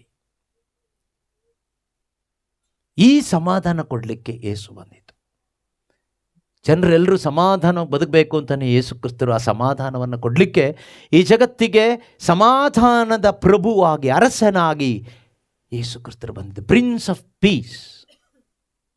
ನಮಗೆಲ್ಲರಿಗೂ ಈ ಲೋಕದಲ್ಲಿ ಬದುಕಲಿಕ್ಕೆ ಆ ಸಮಾಧಾನ ಬೇಕು, ಆ ದೈವಿಕವಾದ ಸಮಾಧಾನ ನಮಗೆಲ್ಲರಿಗೂ ಬೇಕು. ಆದರೆ ನಾವು ಇದನ್ನು ಬಯಸ್ತಾ ಇದ್ದೀವ? ಆ ಸಮಾಧಾನ ಬಯಸ್ತಾ ಇದ್ದೀವ? ನಾವು ನಮ್ಮದೇ ಆದ ರೀತಿಯಲ್ಲಿ ಸಮಾಧಾನ ಬಯಸ್ತಾ ಇದ್ದೀವಿ. ಯಾವ ಥರ ಅಂದರೆ, ಬಿಲ್ಡಿಂಗ್ ಕಟ್ಲಿಕ್ಕೆ ಶುರು ಮಾಡಿ ತುಂಬ ವರ್ಷ ಆಯಿತು, ದಿವಸ ಆಯಿತು, ಇನ್ನೂ ಮೇಲೆ ಹೋಗ್ತಾನೇ ಇಲ್ಲ, ಸಮಾಧಾನನೇ ಇಲ್ಲ. ದೇವರೇ ಒಂದು ಸಮಾಧಾನ ಕೊಡಿ. ನಾವು ನಮ್ಮದೇ ಆದ ರೀತಿಯಲ್ಲಿ ಸಮಾಧಾನ. ಪರೀಕ್ಷೆ ಬರಿತಾನೇ ಇದ್ದೀವಿ, ಪಾಸ್ ಆಗ್ತಾ ಇಲ್ಲ, ಪಾಸ್ ಮಾಡಿಸಿ, ಒಂದು ಸಮಾಧಾನ ಕೊಡಿ. ಗಂಡ ಕುಡಿತಾನೇ ಇದ್ದಾನೆ, ಏನು ಮಾಡಿದರೂ ಸರಿ ಆಗ್ತಾ ಇಲ್ಲ, ಅವನು ಸರಿ ಮಾಡೋ ಒಂದು ಸಮಾಧಾನ ಕೊಡಿ. ನಾವು ನಮ್ಮದೇ ಆದ ರೀತಿಯಲ್ಲಿ, ಲೋಕದ ರೀತಿಯಲ್ಲಿ ಸಮಾಧಾನ ಹುಡುಕ್ತಾ ಇದ್ದೀವಿ. ಪ್ರೀತಿಯ ಸಹೋದರ ಸಹೋದರಿಯರೇ, ಈ ರೀತಿ ಸಮಾಧಾನ ಅಲ್ಲ ಕೊಡ್ಲಿಕ್ಕೆ ಬಂದಿದ್ದು ಯೇಸು.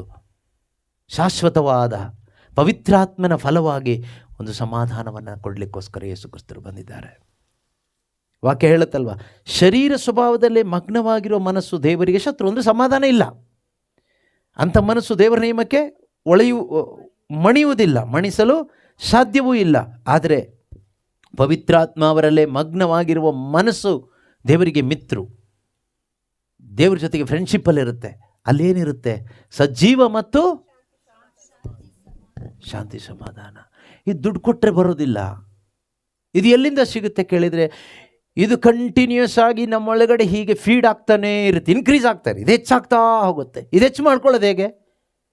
ಇದು ಹೆಚ್ಚು ಮಾಡ್ಕೊಳ್ಳೋದು ವಾಕ್ಯದ ಮುಖಾಂತರ.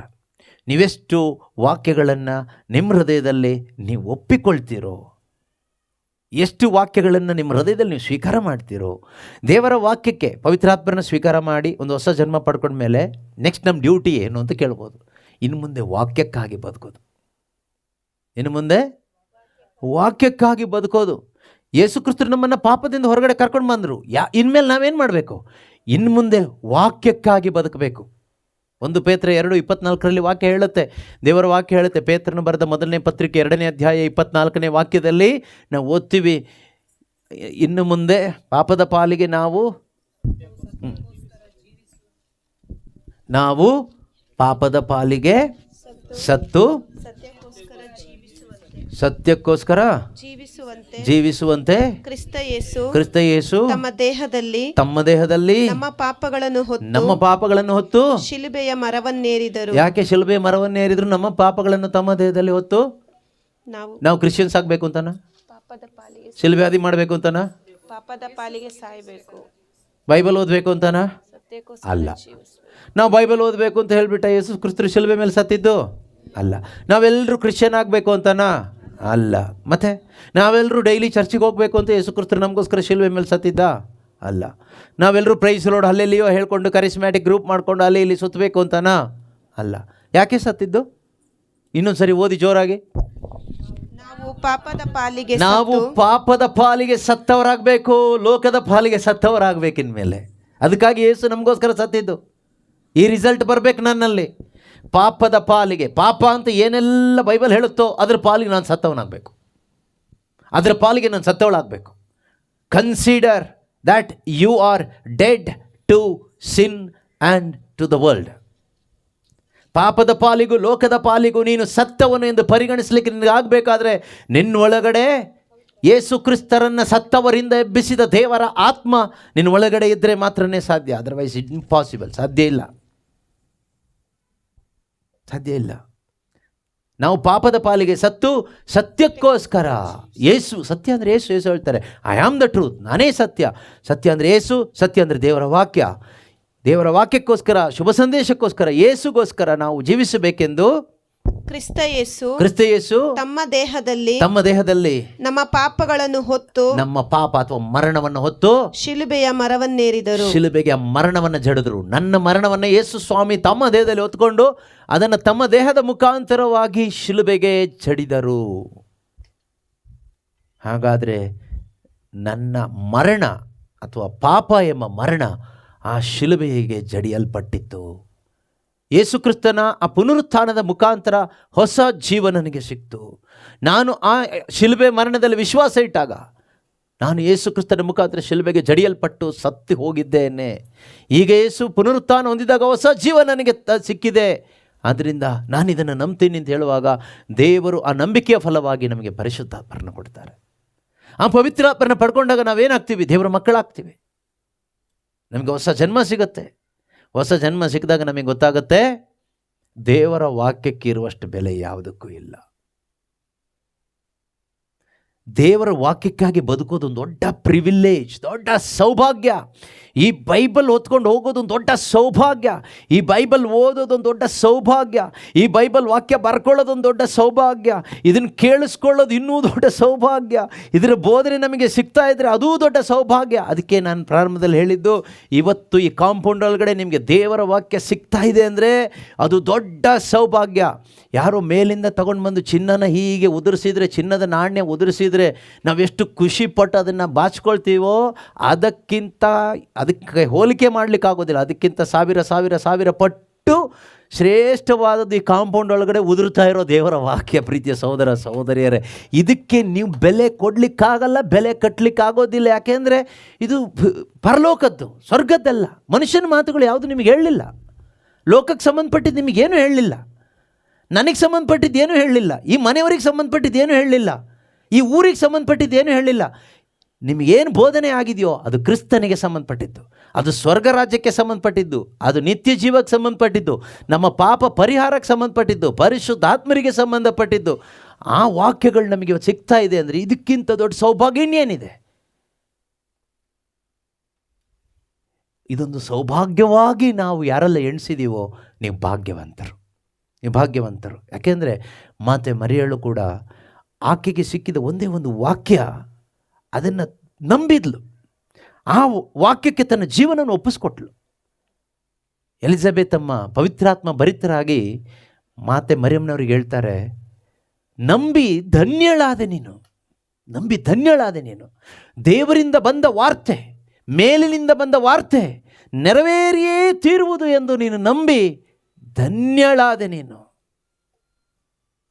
ಪ್ರೀತಿಯ ಸಹೋದರ ಸಹೋದರಿಯರೇ, ನಾವು ಮಾತೆ ಮರಿಯಮ್ಮನವ್ರನ್ನ ಪ್ರೀತಿಸ್ತೀವಿ, ಗೌರವಿಸ್ತೀವಿ ನಾವೆಲ್ಲರೂ. ಆದರೆ ನಮ್ಮ ನಂಬಿಕೆ, ನಮ್ಮ ಈ ಪ್ರೀತಿ ಮತ್ತು ಗೌರವ ನಾಟಕ ಆಗಬಾರ್ದು, ನಾಟಕೀಯವಾಗಿ ಆಗಬಾರ್ದು. ಕೇವಲ ಹಬ್ಬಗಳು, ಸ್ಟ್ಯಾಚ್ಯುಗಳು, ನೊವೆನಗಳಲ್ಲಿ ಹೋಗ್ಬಿಟ್ರೆ ಪ್ರಯೋಜನ ಇಲ್ಲ, ಏನು ಪ್ರಯೋಜನ ಇಲ್ಲ. ನಾವು ಮಾತೆಯ ಹಾಗೆ ನಂಬಿ ಧನ್ಯರಾಗಬೇಕು. ದೇವರಿಂದ ಬಂದ ವಾರ್ತೆ ಮಾತೆ ಮರಿಯಳು ಯಾವ ರೀತಿಯಲ್ಲಿ ನಂಬಿ ಧನ್ಯರಾದರೋ ಅದೇ ರೀತಿಯಲ್ಲಿ ಅಮ್ಮ ತಾಯಿ ನೀನು ಹೇಗೆ ನಂಬಿ ಧನ್ಯಳಾದೋ ನಾನು ಕೂಡ ನಂಬಿ ಧನ್ಯನಾಗ್ತೀನಿ ಅಂತ ನಾವು ಧನ್ಯರಾದರೆ ಅದೇ ಅವ್ರಿಗೆ ತೋರಿಸುವ ದೊಡ್ಡ ಗೌರವ, ಪ್ರೀತಿ, ಭಕ್ತಿ. ಆ ರೀತಿ ಭಕ್ತರು ಒಳ್ಳೆಯದೇ, ಅದಿಲ್ಲದೆ ಇರೋ ಕಪಟ ಭಕ್ತಿ ಪ್ರಯೋಜನ ಇಲ್ಲ. ಅದರಿಂದ ಪ್ರೀತಿಯ ಸಹೋದರ ಸಹೋದರಿಯರೇ, ಇಂದು ನಮಗೆ ಈ ಕಾಂಪೌಂಡಲ್ಲಿ, ಇಲ್ಲಿ ಈ ಮನೆಯಲ್ಲಿ, ಎಲ್ಲೆಲ್ಲಿ ಆನ್ಲೈನ್ ಮುಖಾಂತರ ಅನೇಕರಿಗೆ, ಸೋಷಿಯಲ್ ಮೀಡಿಯಾ ಮುಖಾಂತರ ಅನೇಕರಿಗೆ, ಈ ಸ್ಥಳದಲ್ಲಿ ಏನು ವಾಕ್ಯ ಸಿಕ್ಕಿದೆಯೋ ನಮ್ಮ ಆತ್ಮಕ್ಕೆ, ರಕ್ಷಣೆಗೆ, ನಿತ್ಯತೆಗೆ, ಅದನ್ನು ನಾವು ನಂಬೋದಾದರೆ ನಾವು ನಿಜವಾಗಲೂ ಧನ್ಯರಾಗ್ತೀವಿ. ನಮ್ಮ ಜೀವನ ಅನೇಕರಿಗೆ ಆಶೀರ್ವಾದ ಆಗುತ್ತೆ. ಮತ್ತೊಮ್ಮೆ ಹೇಳಲಿಕ್ಕೆ ಇಷ್ಟಪಡುವಂಥ ವಾಕ್ಯ, ಇನ್ನು ಮುಂದೆ ಜೀವಿಸುವವರು ತಮಗಾಗಿ ಜೀವಿಸದೆ ನಮಗಾಗಿ ಸತ್ತು ಪುನರುತ್ಥಾನರಾದ ಯೇಸು ಕ್ರಿಸ್ತನಿಗಾಗಿ ಜೀವಿಸಬೇಕು. ಆ ಯೇಸುಗಾಗಿ ಜೀವಿಸಲಿಕ್ಕೆ ದೇವರು ನಮಗೆ ಪರಿಶುದ್ಧಾತ್ಮರನ್ನು ಕೊಟ್ಟಿದ್ದಾರೆ. ಆ ಪರಿಶುದ್ಧಾತ್ಮನ ಬಲದಿಂದ ಕ್ರಿಸ್ತ ಯೇಸುವಿಗಾಗಿ ಕೆಲವ್ರಿಗೆ ಯಾವ ಯೋಚನೆ ಮಾಡ್ಬೋದು, ಯೇಸುಗಾಗಿ ಬದುಕೋದಂದ್ರೆ ಯಾವ ಥರ, ಏನು ಮಾಡ್ಬೇಕು ನಾವು ಅಂತ. ನಿಮ್ಮ ಅಮ್ಮಂಗೋಸ್ಕರ ಬದುಕೋದಂದ್ರೆ ಯಾವ ಥರ, ಏನು ಮಾಡ್ತೀರಾ? ಮಕ್ಕಳಿಗೋಸ್ಕರ ಬದುಕೋದಂದ್ರೆ ಏನು ಮಾಡ್ತೀರಾ? ಗಂಡಂಗೋಸ್ಕರ ಬದುಕೋದಂದ್ರೆ ಏನು ಮಾಡ್ತೀರಾ? ಫ್ರೆಂಡ್ಸ್ಗೋಸ್ಕರ ಬದುಕೋದಂದ್ರೆ ಏನು ಮಾಡ್ತೀರಾ? ನಿಮಗೋಸ್ಕರ ನೀವು ಬದುಕೋದಂದ್ರೆ ಏನು ಮಾಡ್ತೀರಾ? ಇದೆಲ್ಲ ನಮಗೆ ಯಾರು ಹೇಳ್ಕೊಡೋದು ಬೇಕಾಗಿಲ್ಲ. ಯೇಸುಗೋಸ್ಕರ ಬದುಕೋದು ಅಂದರೆ ಯಾವ ಥರ, ಏನು ಮಾಡಬೇಕು? ಚರ್ಚಿಗೆ ಹೋಗ್ಬೇಕಾ? ಡೊನೇಷನ್ ಕೊಡಬೇಕಾ? ಕಾಣಿಕೆ ಕೊಡಬೇಕಾ? ಹೂವು ಕೊಡಬೇಕಾ? ಕ್ಯಾಂಡ್ಲು ಕೊಡಬೇಕಾ? ಶಿಲ್ವ್ಯಾದಿ ಮಾಡಬೇಕಾ? ಬೈಬಲ್ ಓದಬೇಕಾ? ಏನು ಮಾಡಬೇಕು? ಇದೆಲ್ಲ ಮಾಡಿನೂ ಪ್ರಯೋಜನ ಇಲ್ಲ. ಏನು ಮಾಡಬೇಕು? ಕ್ರಿಸ್ತನಿಗಾಗಿ ಪಾಪ ಜೀವನವನ್ನು ಬಿಟ್ಟು ಪಾಪಕ್ಕೆ ವಿಮುಖನಾಗಿ, ಪಾಪಕ್ಕೆ ವಿಮುಖಳಾಗಿ, ದೇವರ ಕಡೆಗೆ ತಿರುಗಿ ಪವಿತ್ರಾತ್ಮನನ್ನು ಪಡ್ಕೊಂಡು ಈ ಶುಭ ಸಂದೇಶದ ವಾಕ್ಯ ಅನುಸರಿಸುತ್ತಾ ಈ ಶುಭ ಸಂದೇಶವನ್ನು ಸಾರ್ತಾ ಸಾಕ್ಷಿಯಾಗಿ ಬದುಕಬೇಕು. ಅದಕ್ಕಾಗಿ ದೇವರು ನಮ್ಮನ್ನು ಕರೆದಿರೋದು, ಅದಕ್ಕಾಗಿ ದೇವರು ನಮ್ಮನ್ನು ಆರಿಸ್ಕೊಂಡಿರೋದು. ಪ್ರತ್ಯೇಕಿಸಲ್ಪಟ್ಟ ಒಂದು ಜನಾಂಗವಾಗಿ, ಸ್ವರ್ಗ ಸಾಮ್ರಾಜ್ಯದ ಪ್ರಜೆಗಳಾಗಿ ನಾವು ಈ ಲೋಕದಲ್ಲಿ ಬದುಕಬೇಕು. ಕಡೆದಾಗ ಅದೊಂದು ವಾಕ್ಯ ಓದಿ ನಿಲ್ಲಿಸ್ಬಿಡೋಣ. ಫಿಲಿಪಿಯರಿಗೆ ಬರೆದ ಪತ್ರಿಕೆ 3ನೇ ಅಧ್ಯಾಯ 20-21ನೇ ವಾಕ್ಯ. ಫಿಲಿಪಿಯರಿಗೆ ಬರೆದ ಪತ್ರಿಕೆ, ನಾವಾದರೂ ಸ್ವರ್ಗ ಸಾಮ್ರಾಜ್ಯದ ಪ್ರಜೆಗಳು, ಸ್ವರ್ಗ ಸಾಮ್ರಾಜ್ಯದ ಪ್ರಜೆಗಳು, ಉದ್ಧಾರಕರಾದ ಪ್ರಭು ಯೇಸು ಕ್ರಿಸ್ತರು ಪುನರಾಗಮಿಸುವುದು ಅಲ್ಲಿಂದಲೇ ಎಂದು ಎದುರು ನೋಡುತ್ತಿದ್ದೇವೆ. ಹಾಗಾದ್ರೆ ನಿಜವಾಗ್ಲೂ ಸ್ವರ್ಗ ಸಾಮ್ರಾಜ್ಯದ ಪ್ರಜೆಗಳು ಏನು ಮಾಡ್ತಾರೆ? ಎದುರು ನೋಡ್ತಾ ಬದುಕ್ತಾರೆ. ಏನನ್ನ ಎದುರು ನೋಡ್ತಾರೆ? ಈ ವರ್ಷ ಒಳ್ಳೆ ಮಳೆ ಬರುತ್ತೆ ಅಂತನಾ? ಅಲ್ಲ. ಈ ವರ್ಷ ನಮ್ಮ ಸಾಲ ಎಲ್ಲ ತೀರುತ್ತೆ ಅಂತನಾ? ಅಲ್ಲ. ಈ ವರ್ಷ ನಮ್ಮದು ಕಷ್ಟ ಎಲ್ಲ ಪರಿಹಾರ ಆಗುತ್ತೆ ಅಂತನಾ? ಅಲ್ಲ. ಮತ್ತಿನ್ನೇನು? ಈ ವರ್ಷ ನಾವು ಇನ್ನೂ ಒಂದು ಲೆವೆಲ್ ಮೇಲೆ ಬರ್ತೀವಂತನಾ? ಅಲ್ಲ. ಈ ವರ್ಷ ನಮ್ಮದು ಮಕ್ಕಳದೆಲ್ಲ ಮದುವೆ ಆಗಿ ಲೈಫ್ ಸೆಟ್ಲ್ ಆಗುತ್ತೆ ಅಂತನಾ? ಅಲ್ಲ. ಮತ್ತಿನ್ನೇನು ಎದುರು ನೋಡೋದು? ಉದ್ಧಾರಕನಾದ ಪ್ರಭು ಯೇಸು ಕ್ರಿಸ್ತರು ಪುನರಾಗಮಿಸುವುದು ಅಲ್ಲಿಂದಲೇ ಸ್ವರ್ಗದಿಂದಲೇ ಎಂದು ಎದುರು ನೋಡುತ್ತಿದ್ದೇವೆ. ಎದುರು ನೋಡ್ತಾ ಇದ್ದೀವಿ. ಹಾಗಾದ್ರೆ ಎದುರು ನೋಡ್ತಾ ಬದುಕುವವರು ಯಾರು? ಸ್ವರ್ಗ ಸಾಮ್ರಾಜ್ಯದ ಪ್ರಜೆಗಳು. ಲೋಕದಲ್ಲಿ ನಾಳೆ ಚೆನ್ನಾಗಾಗ್ತೀವಿ, ಅದಾಗ್ತೀವಿ, ಇದಾಗ್ತೀವಿ, ಮೇಲೆ ಬರ್ತೀವಿ ಅಂತ ಎದುರು ನೋಡೋರು ಯಾರು? ಲೋಕದ ಪ್ರಜೆಗಳು. ನೀವು ಯಾವ ಸಾಮ್ರಾಜ್ಯದ ಪ್ರಜೆಗಳು ಹಾಗಾದ್ರೆ? ಆಗಿದ್ದೀರಾ? ಆಗದೇ ಇದ್ದರೆ ದೇವರು ಚಾನ್ಸ್ ಕೊಟ್ಟಿದ್ದಾರೆ. ಆಗದೇ ಇದ್ದರೆ ದೇವರು ಒಂದು ಚಾನ್ಸ್ ಕೊಟ್ಟಿದ್ದಾರೆ, ದೊಡ್ಡ ಸೌಭಾಗ್ಯ ಅಂತ ತಗೊಳ್ಳಿ. ನೀವು ಯಾರಿಗೋಸ್ಕರನೂ ಚೇಂಜ್ ಆಗೋದು ಬೇಡ, ನಿನಗೋಸ್ಕರ ನೀನು ಚೇಂಜ್ ಆದ್ರೆ ಸಾಕು. ನೀನಿಲ್ಲ ಅಂದರೂ ಸ್ವರ್ಗದಲ್ಲಿ ಏನು ನಷ್ಟ ಆಗಲ್ಲ. ನೀನು ಸ್ವರ್ಗದಲ್ಲಿ ಇಲ್ಲದೆ ಇದ್ರೆ ನಿನಗೆ ನಷ್ಟ. ದೇವರಿಗೇನೋ ನಷ್ಟ ಆಗುತ್ತೆ ಅಂತ ಚರ್ಚಿಗೆ ಬರೋದು ಬೇಡ. ದೇವರಿಗೇನೋ ನಷ್ಟ ಆಗುತ್ತೆ ಅಂತ ಬೈಬಲ್ ಓದೋದು ಬೇಡ. ದೇವರಿಗೇನೋ ನಷ್ಟ ಆಗುತ್ತೆ ಅಂತ ಪ್ರಾರ್ಥನೆ ಮಾಡೋದು ಬೇಕಾಗಿಲ್ಲ. ದೇವರಿಗೇನು ನಷ್ಟ ಆಗಲ್ಲ, ಅವ್ರಿಗೆ ನಷ್ಟ ಆಗೋದು ಇಲ್ಲ, ಅವ್ರು ದೇವರು. ಆದರೆ ದೇವರು ಇಲ್ಲದೆ ಇದ್ದರೆ ನನ್ನ ಜೀವನದಲ್ಲಿ ನನಗೆ ನಷ್ಟ, ನಾನೇ ದೊಡ್ಡ ನಷ್ಟ ಆಗೋಗ್ಬಿಡ್ತೀನಿ. ಅದರಿಂದ ಪ್ರೀತಿಯ ಸಹೋದರ ಸಹೋದರಿಯರೇ, ನಾವು ಸ್ವರ್ಗ ಸಾಮ್ರಾಜ್ಯದ ಪ್ರಜೆಗಳಾಗಿ ಬದುಕಬೇಕು. ಈ ಸ್ವರ್ಗ ಸಾಮ್ರಾಜ್ಯದ ಪ್ರಜೆಗಳಾಗೋದು ಹೇಗೆ? ಹೊಸ ಜನ್ಮದ ಮುಖಾಂತರ, ಸಜೀವವಾದ ದೈವವಾಕ್ಯದ ಮುಖಾಂತರ ನಮ್ಮಲ್ಲಿರುವ ಮೃತ್ಯು ಶಕ್ತಿ ನಾಶವಾಗಿ ನಮ್ಮಲ್ಲಿ ಅಮರ ಜೀವ ಬಂದು ನಾವು ದೇವರ ಮಕ್ಕಳಾಗಿ ಸ್ವರ್ಗ ಸಾಮ್ರಾಜ್ಯದ ಪ್ರಜೆಗಳಾಗಿ ನಾವು ಬದುಕುವಾಗ ನಮ್ಮಲ್ಲಿ ಸ್ವರ್ಗೀಯ ಆಸಕ್ತಿಗಳು ಬರುತ್ತೆ. ಆಗ ಅಲ್ಲಿಂದಲೇ ಯೇಸು ಬರ್ತಾರೆ ಅಂತ ಎದುರು ನೋಡ್ತಾ ಪ್ರತಿದಿನ ನಾವು ಎದುರು ನೋಡ್ತೀವಿ. ಜೊತೆಗಿರೋ ಮಕ್ಕಳನ್ನ, ಇವ್ರನ್ನ ಎಲ್ಲ ಕೂಡ ನಾವು ಪ್ರೇರೇಪಿಸ್ತೀವಿ. ನೀವು ಎದುರು ನೋಡ್ತಾ ಬದುಕ್ರಿ. ಇದು ಎದುರು ನೋಡಬೇಡಿ. ಪಕ್ಕದ ಮನೆಯವ್ರು ಏನು ಬಿಲ್ಡಿಂಗ್ ಕಟ್ಟಿದವರು, ಮನೆ ಕಟ್ಟಿದಾರೋ ಅದನ್ನು ನೋಡಿ ನೀವು ಯಾವಾಗ ದೊಡ್ಡವ್ರು ಆಗ್ತೀವಿ ಅಂತ ಎದುರು ನೋಡಬೇಡಿ. ಯೇಸು ಬರ್ತಾರೆ, ಎದುರು ನೋಡ್ತಾ ಇರಿ. ಯಾವತ್ತು ಬರ್ತಾರೆ ಅಂತ ಗೊತ್ತಿಲ್ಲ. ಯೇಸು ಹೇಳಲಿಲ್ಲ ನಾನು ನಾಳೆನೇ ಬರ್ತೀನಿ ಅಂತ, ಮುಂದಿನ ತಿಂಗಳು ಬರ್ತೀನಿ ಅಂತ ಹೇಳಲಿಲ್ಲ, 2030ನೇ ಇಸ್ವಿಗೆ ಬರ್ತೀನಿ ಅಂತ ಹೇಳಲಿಲ್ಲ, ಬೇಗ ಬರ್ತೀನಿ ಅಂತ ಹೇಳಿದ್ದಾರೆ. ಹಾಗಾದ್ರೆ ನಾವೇನು ಮಾಡಬೇಕು? ಪ್ರತಿದಿನ ಎದುರು ನೋಡ್ತಾ ಇರಬೇಕು. ಮರಣ ಯಾವಾಗ ಬರುತ್ತೆ ಗೊತ್ತಿಲ್ಲ. ನಮಗೆ ಗೊತ್ತು, ಈ ಮನೆಯವರು ಅಮ್ಮವರು ಹೇಗೆ ತೀರೋದ್ರು ಅಂತ ನಮಗೆ ಗೊತ್ತಿದೆ ಅಲ್ವಾ? ಎದುರು ನೋಡಿದ್ರಾ? ಬೆಳಗ್ಗೆ ಬೈಕಲ್ಲಿ ಹೋಗಬೇಕಾದ್ರೆ ಎದುರು ನೋಡ್ತಾ ಹೋದ್ರಾ? ಇಲ್ಲ. ಎಷ್ಟೋ ಜನ ಆಕ್ಸಿಡೆಂಟಲ್ಲಿ ಸಾಯ್ತಾ ಇದ್ದಾರೆ. ಅವ್ರು ಯಾರು ಮರಣವನ್ನು ಎದುರು ನೋಡ್ತಾ ಟ್ರಾವೆಲ್ ಮಾಡ್ತಾರಾ? ಇಲ್ಲ. ಕೊರೋನಾ ಬಂದಾಗ ಎಷ್ಟೋ ಜನ ಸತ್ರು, ಯಾರು ಎದುರು ನೋಡಿದ್ರ ಮರಣವನ್ನು? ಇಲ್ಲ. ಕೆಲವು ಟೈಮ್ ನಾವು ಎದುರು ನೋಡ್ತಾ ಇದ್ವಿ, ಇವರು ಸತ್ತೋಗ್ಬಿಡ್ತಾರೆ ಅಂತ, ಅವ್ರು ಉಳ್ಕೊಬಿಟ್ರು. ಇವರು ಸಾಯೋದೇ ಇಲ್ಲ ಅಂತ ನಾವು ಗ್ಯಾರಂಟಿಲಿದ್ವಿ, ಸತ್ತೇ ಹೋಗ್ಬಿಟ್ರು. No guarantee. ಪ್ರೀತಿಯ ಸಹೋದರ ಸಹೋದರಿಯರೇ, ನಾವು ಎದುರು ನೋಡಬೇಕಾಗಿರೋದು ಈ ಮರಣದ ಹಾಗೇನೆ ಯೇಸುವಿನ ಆಗಮನ, ಕಳ್ಳನ ಹಾಗೆ ಯೇಸುವಿನ ಆಗಮನ. ಅನಿರೀಕ್ಷಿತ ಅಂದರೆ ನಾವು ನಿರೀಕ್ಷೆ ಮಾಡೋಕ್ಕಾಗಲ್ಲ. ಅನಿರೀಕ್ಷಿತವಾಗಿ ಸಡನ್ ಆಗಿ, ಯಾವಾಗಂತ ಗೊತ್ತಿಲ್ಲ. ಈಗಲೂ ಆಗ್ಬೋದು. ನಾವು ತಯಾರಾಗಿರ್ಬೇಕಷ್ಟೇ. ಸ್ವರ್ಗ ಸಾಮ್ರಾಜ್ಯದ ಪ್ರಜೆಗಳಾದ ನಾವು ಇದಕ್ಕಾಗಿ ಸಿದ್ಧರಾಗಿರೋಣ. ಅವರು ಸಮಸ್ತವನ್ನು ಸ್ವಾಧೀನಪಡಿಸಿಕೊಳ್ಳುವರು. ನಶ್ವರವಾದ ನಮ್ಮ ದೀನ ದೇಹಗಳನ್ನು ತಮ್ಮ ಶಕ್ತಿಯಿಂದ ರೂಪಾಂತರಗೊಳಿಸಿ ತಮ್ಮ ತೇಜೋಮಯ ಶರೀರದಂತೆ ಮಾಡುವರು. ಈ ಶರೀರ ಮಣ್ಣಿಗೆ ಹೋಗುತ್ತೆ. ಇದಾದ ಮೇಲೆ ನಮಗೊಂದು ಸ್ವರ್ಗೀಯ ಶರೀರವನ್ನು ಪುನರುತ್ಥಾನದ ದಿವಸದಲ್ಲಿ ಅವರು ನಮಗೆ ಕೊಡ್ತಾರೆ. ನಾವು ದೇಹ ಇಲ್ಲದೆ ಸ್ವರ್ಗಕ್ಕೆ ಹೋಗಲ್ಲ, ದೇಹ ಇಟ್ಕೊಂಡೇ ಸ್ವರ್ಗಕ್ಕೆ ಹೋಗ್ತೀವಿ. ಆದರೆ ಈ ದೇಹ ಅಲ್ಲ, ಅವರು ನಮಗೆ ಹೊಸ ಒಂದು ರೂಪಾಂತರದ ಬೆಳಕಿನ ಒಂದು ಸ್ವರ್ಗೀಯ ಮಹಿಮೆಯಿಂದ ಕೂಡಿದ ಒಂದು ದೇಹವನ್ನು ಕೊಡ್ತಾರೆ. ಹೀಗೆ ನಾವು ಒಂದು ಸ್ವರ್ಗೀಯ ದೇಹ ಉಳ್ಳವರಾಗಿ ಆ ಸ್ವರ್ಗ ರಾಜ್ಯದಲ್ಲಿ ನಿತ್ಯವೂ ಪಿತನ ಸನ್ನಿಧಿಯಲ್ಲಿ ಸದಾ ಸಂತೋಷದಲ್ಲಿ ಬದುಕ್ತೀವಿ.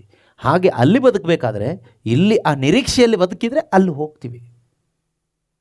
ಹೊಸ ಜನ್ಮ ಪಡೆದು ಪಾಪಕ್ಕೆ ವಿಮುಖರಾಗಿ ಯೇಸು ಕೊಡುವ ಸಮಾಧಾನದಲ್ಲಿ ಈ ಲೋಕದಲ್ಲಿ ಕ್ರಿಸ್ತ ಯೇಸುವನ್ನು ಎದುರು ನೋಡ್ತಾ ಪಾಪದ ಪಾಲಿಗೆ ಸತ್ತು ಕ್ರಿಸ್ತ ಯೇಸುವಿಗಾಗಿ ಜೀವಿಸುವ ಜೀವನ ಜೀವಿಸೋಣ.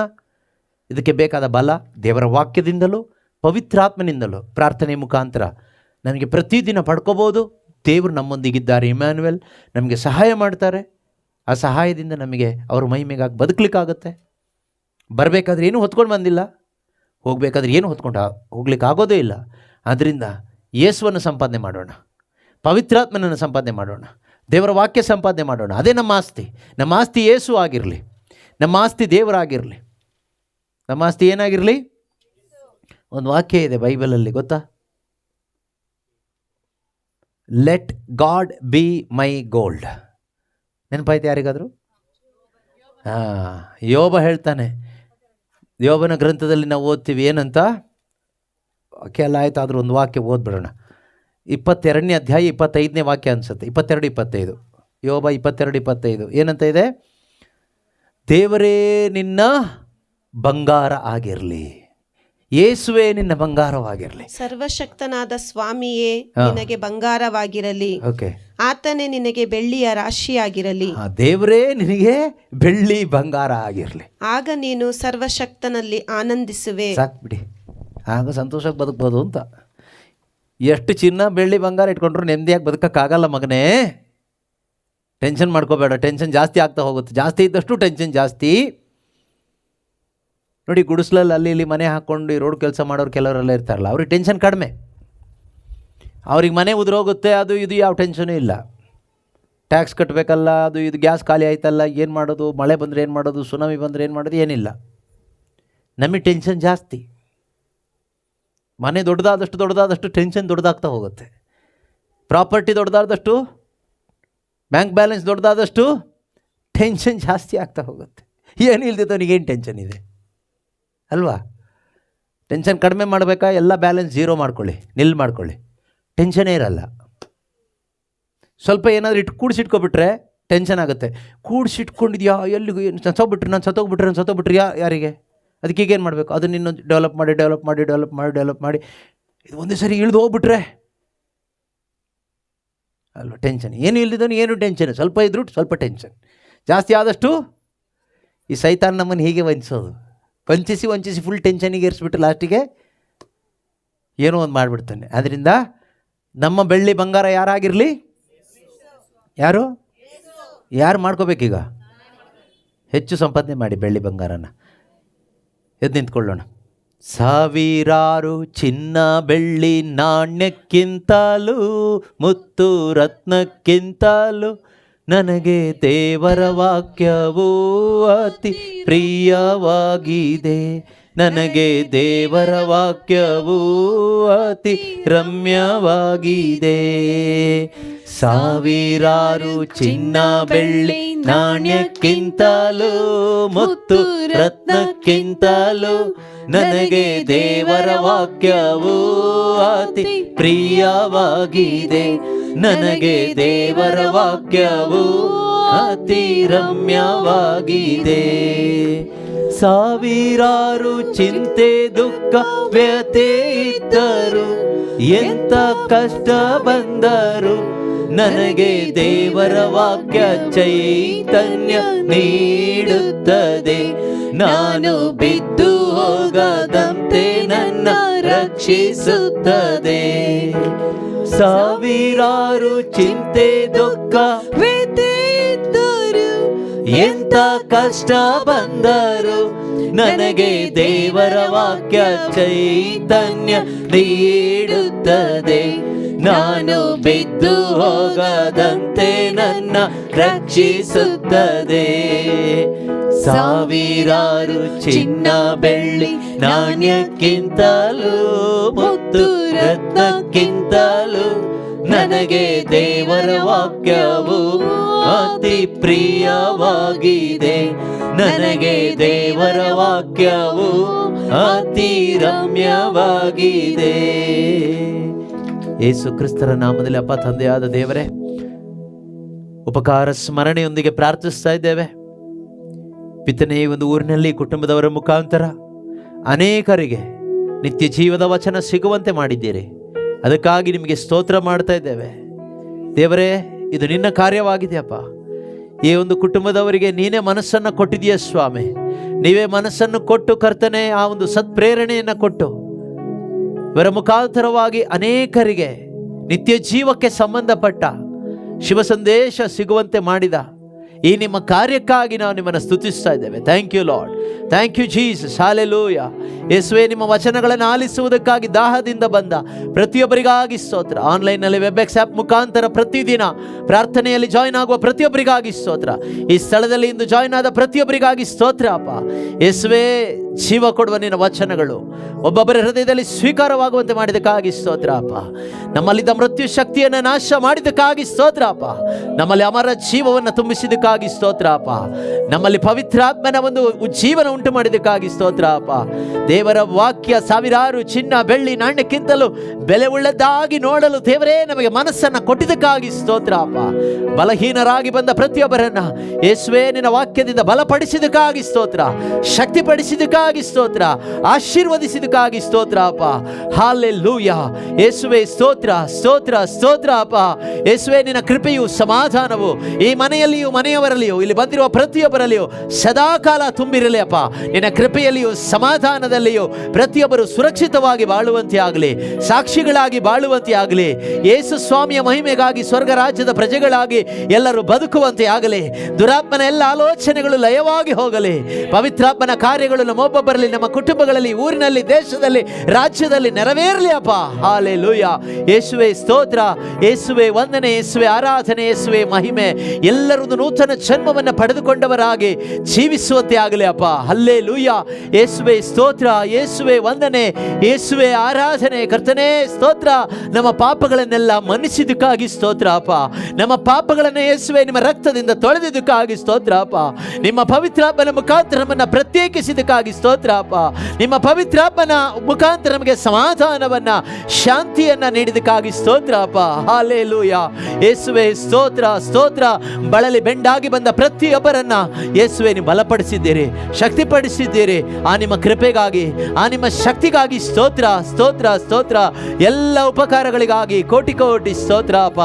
Hallelujah, hallelujah, hallelujah. ಯೇಸುವೆ ಸ್ತೋತ್ರ, ಸ್ತೋತ್ರ, ಸ್ತೋತ್ರ, ಸ್ತೋತ್ರ, ಸ್ತೋತ್ರ, ಸ್ತೋತ್ರ ಅಪ್ಪ, ಸ್ತೋತ್ರ ಅಪ್ಪ, ಸ್ತೋತ್ರ ಅಪ್ಪ, ಸ್ತೋತ್ರ ಅಪ್ಪ, ಸ್ತೋತ್ರ ತಂದೆ. ಸ್ವರ್ಗದಲ್ಲಿರುವ ನಮ್ಮ ತಂದೆ, ನಿಮ್ಮ ನಾಮಕ್ಕೆ ಸ್ತೋತ್ರವಾಗಲಿ. ನಿಮ್ಮ ರಾಜ್ಯ ಬರಲಿ, ನಿಮ್ಮ ಚಿತ್ತ ಸ್ವರ್ಗದಲ್ಲಿ ನೆರವೇರುವಂತೆ ನಮ್ಮಲ್ಲಿಯೂ, ನಮ್ಮ ಕುಟುಂಬಗಳಲ್ಲಿಯೂ, ನಮ್ಮೊಬ್ಬೊಬ್ಬರ ಹೃದಯಗಳಲ್ಲಿಯೂ, ಜೀವಿತಗಳಲ್ಲಿಯೂ ನೆರವೇರುವಂತೆ ಆಗಲಿ ಅಪ್ಪ. ನಮ್ಮ ಅನುದಿನದ ಆಹಾರವನ್ನು ಪ್ರತಿನಿತ್ಯವೂ ನಮಗೆ ನೀಡಿ ನಮ್ಮನ್ನು ಆಶೀರ್ವದಿಸಿರಿ ಅಪ್ಪ. ಕೇಡಿನಿಂದಲೂ, ಕೇಡಿಗನಿಂದಲೂ, ಸೈತಾನನ ಕುತಂತ್ರಗಳಿಂದಲೂ ನಮ್ಮನ್ನು ಕಾಪಾಡಿರಪ್ಪ. ಯಾವುದೇ ರೀತಿಯ ಅವಿಶ್ವಾಸಕ್ಕೆ, ವಂಚನೆಗಳಿಗೆ, ಸುಳ್ಳುಗಳಿಗೆ, ಸ್ವಾರ್ಥಗಳಿಗೆ, ಸೇಡುಗಳೆಣಿಕೆಗೆ ನಾವು ಒಳಗಾಗದ ಹಾಗೆ ಕೇಡಿನಿಂದ ನಮ್ಮನ್ನು ಕಾಪಾಡಿರಿ. ಎಲ್ಲರನ್ನು ಕ್ಷಮಿಸಲು ಬೇಕಾದ ಆ ಮನಸ್ಸನ್ನ, ಮನೋಭಾವನೆಯನ್ನು ನಮಗೆ ದಯಪಾಲಿಸಿರಿ. ಎಲ್ಲರನ್ನು ಪ್ರೀತಿಸಲು ಬೇಕಾದ ಕೃಪೆಯನ್ನು ನಮಗೆ ನೀಡಿರಿ ಅಪ್ಪ. ನಿಮ್ಮ ಚಿತ್ತ ನಮ್ಮಲ್ಲಿ ನೆರವೇರಲಿ. ಯೇಸು ನಾಮದಲ್ಲಿ ಪ್ರಾರ್ಥಿಸ್ತಾ ಇದ್ದೇವೆ ತಂದೆಯೇ, ಆಮೆನ್.